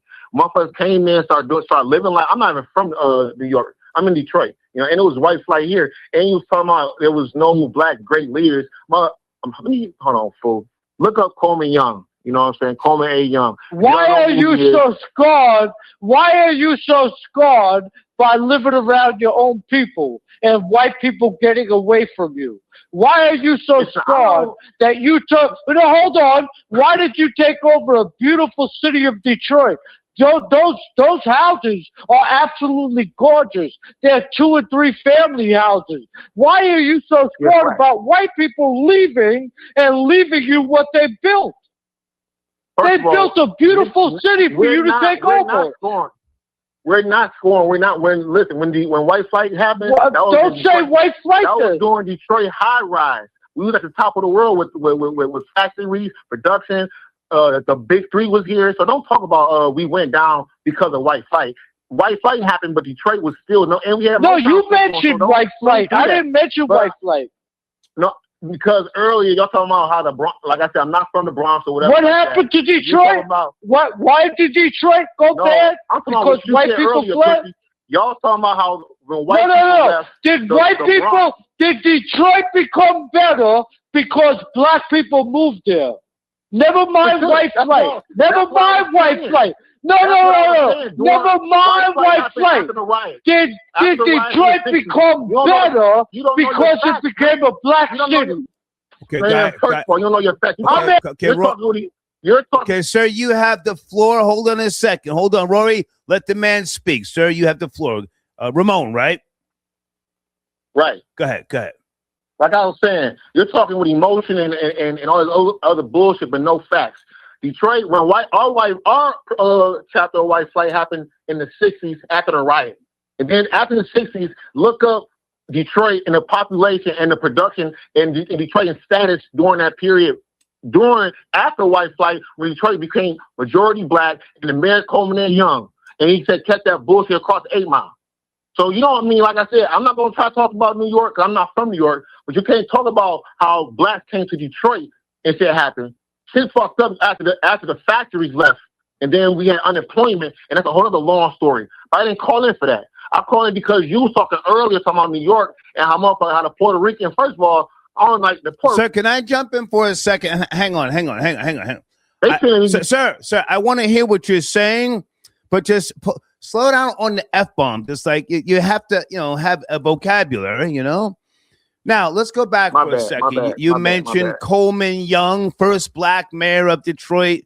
What was it? Somewhere in the mid-70s until when? He had a long run, right?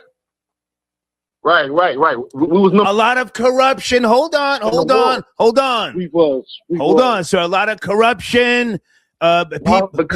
Sir, listen, one at a time. We're not going to talk on top of each other. A lot of people in his administration went to the penitentiary for corruption. He wasn't some shining saint, sir. So let's go back to what you said with regards to Rory, because we're like all over the place. I'm confused where we're going. Yeah. Because Henry T. Ford was pretty much Elon Musk before Elon Musk. You fucking look. All right. That's what you got. That's what you got. We're talking about earlier how you said the Bronx. I'm staying with the Bronx, and me and my brother had to walk with a bag. And I had the glove. What you doing with a glove? But that's all another thing. Somebody had to protect my mom because when niggas came, the Bronx became dangerous and then white flight. No, you know what I'm saying? Y'all left because y'all pussy. We didn't come. We come, and then like y'all just. Sir, you've said that multiple times, and listen, I'm trying to let you speak, but just come on, find some other words to get your point across.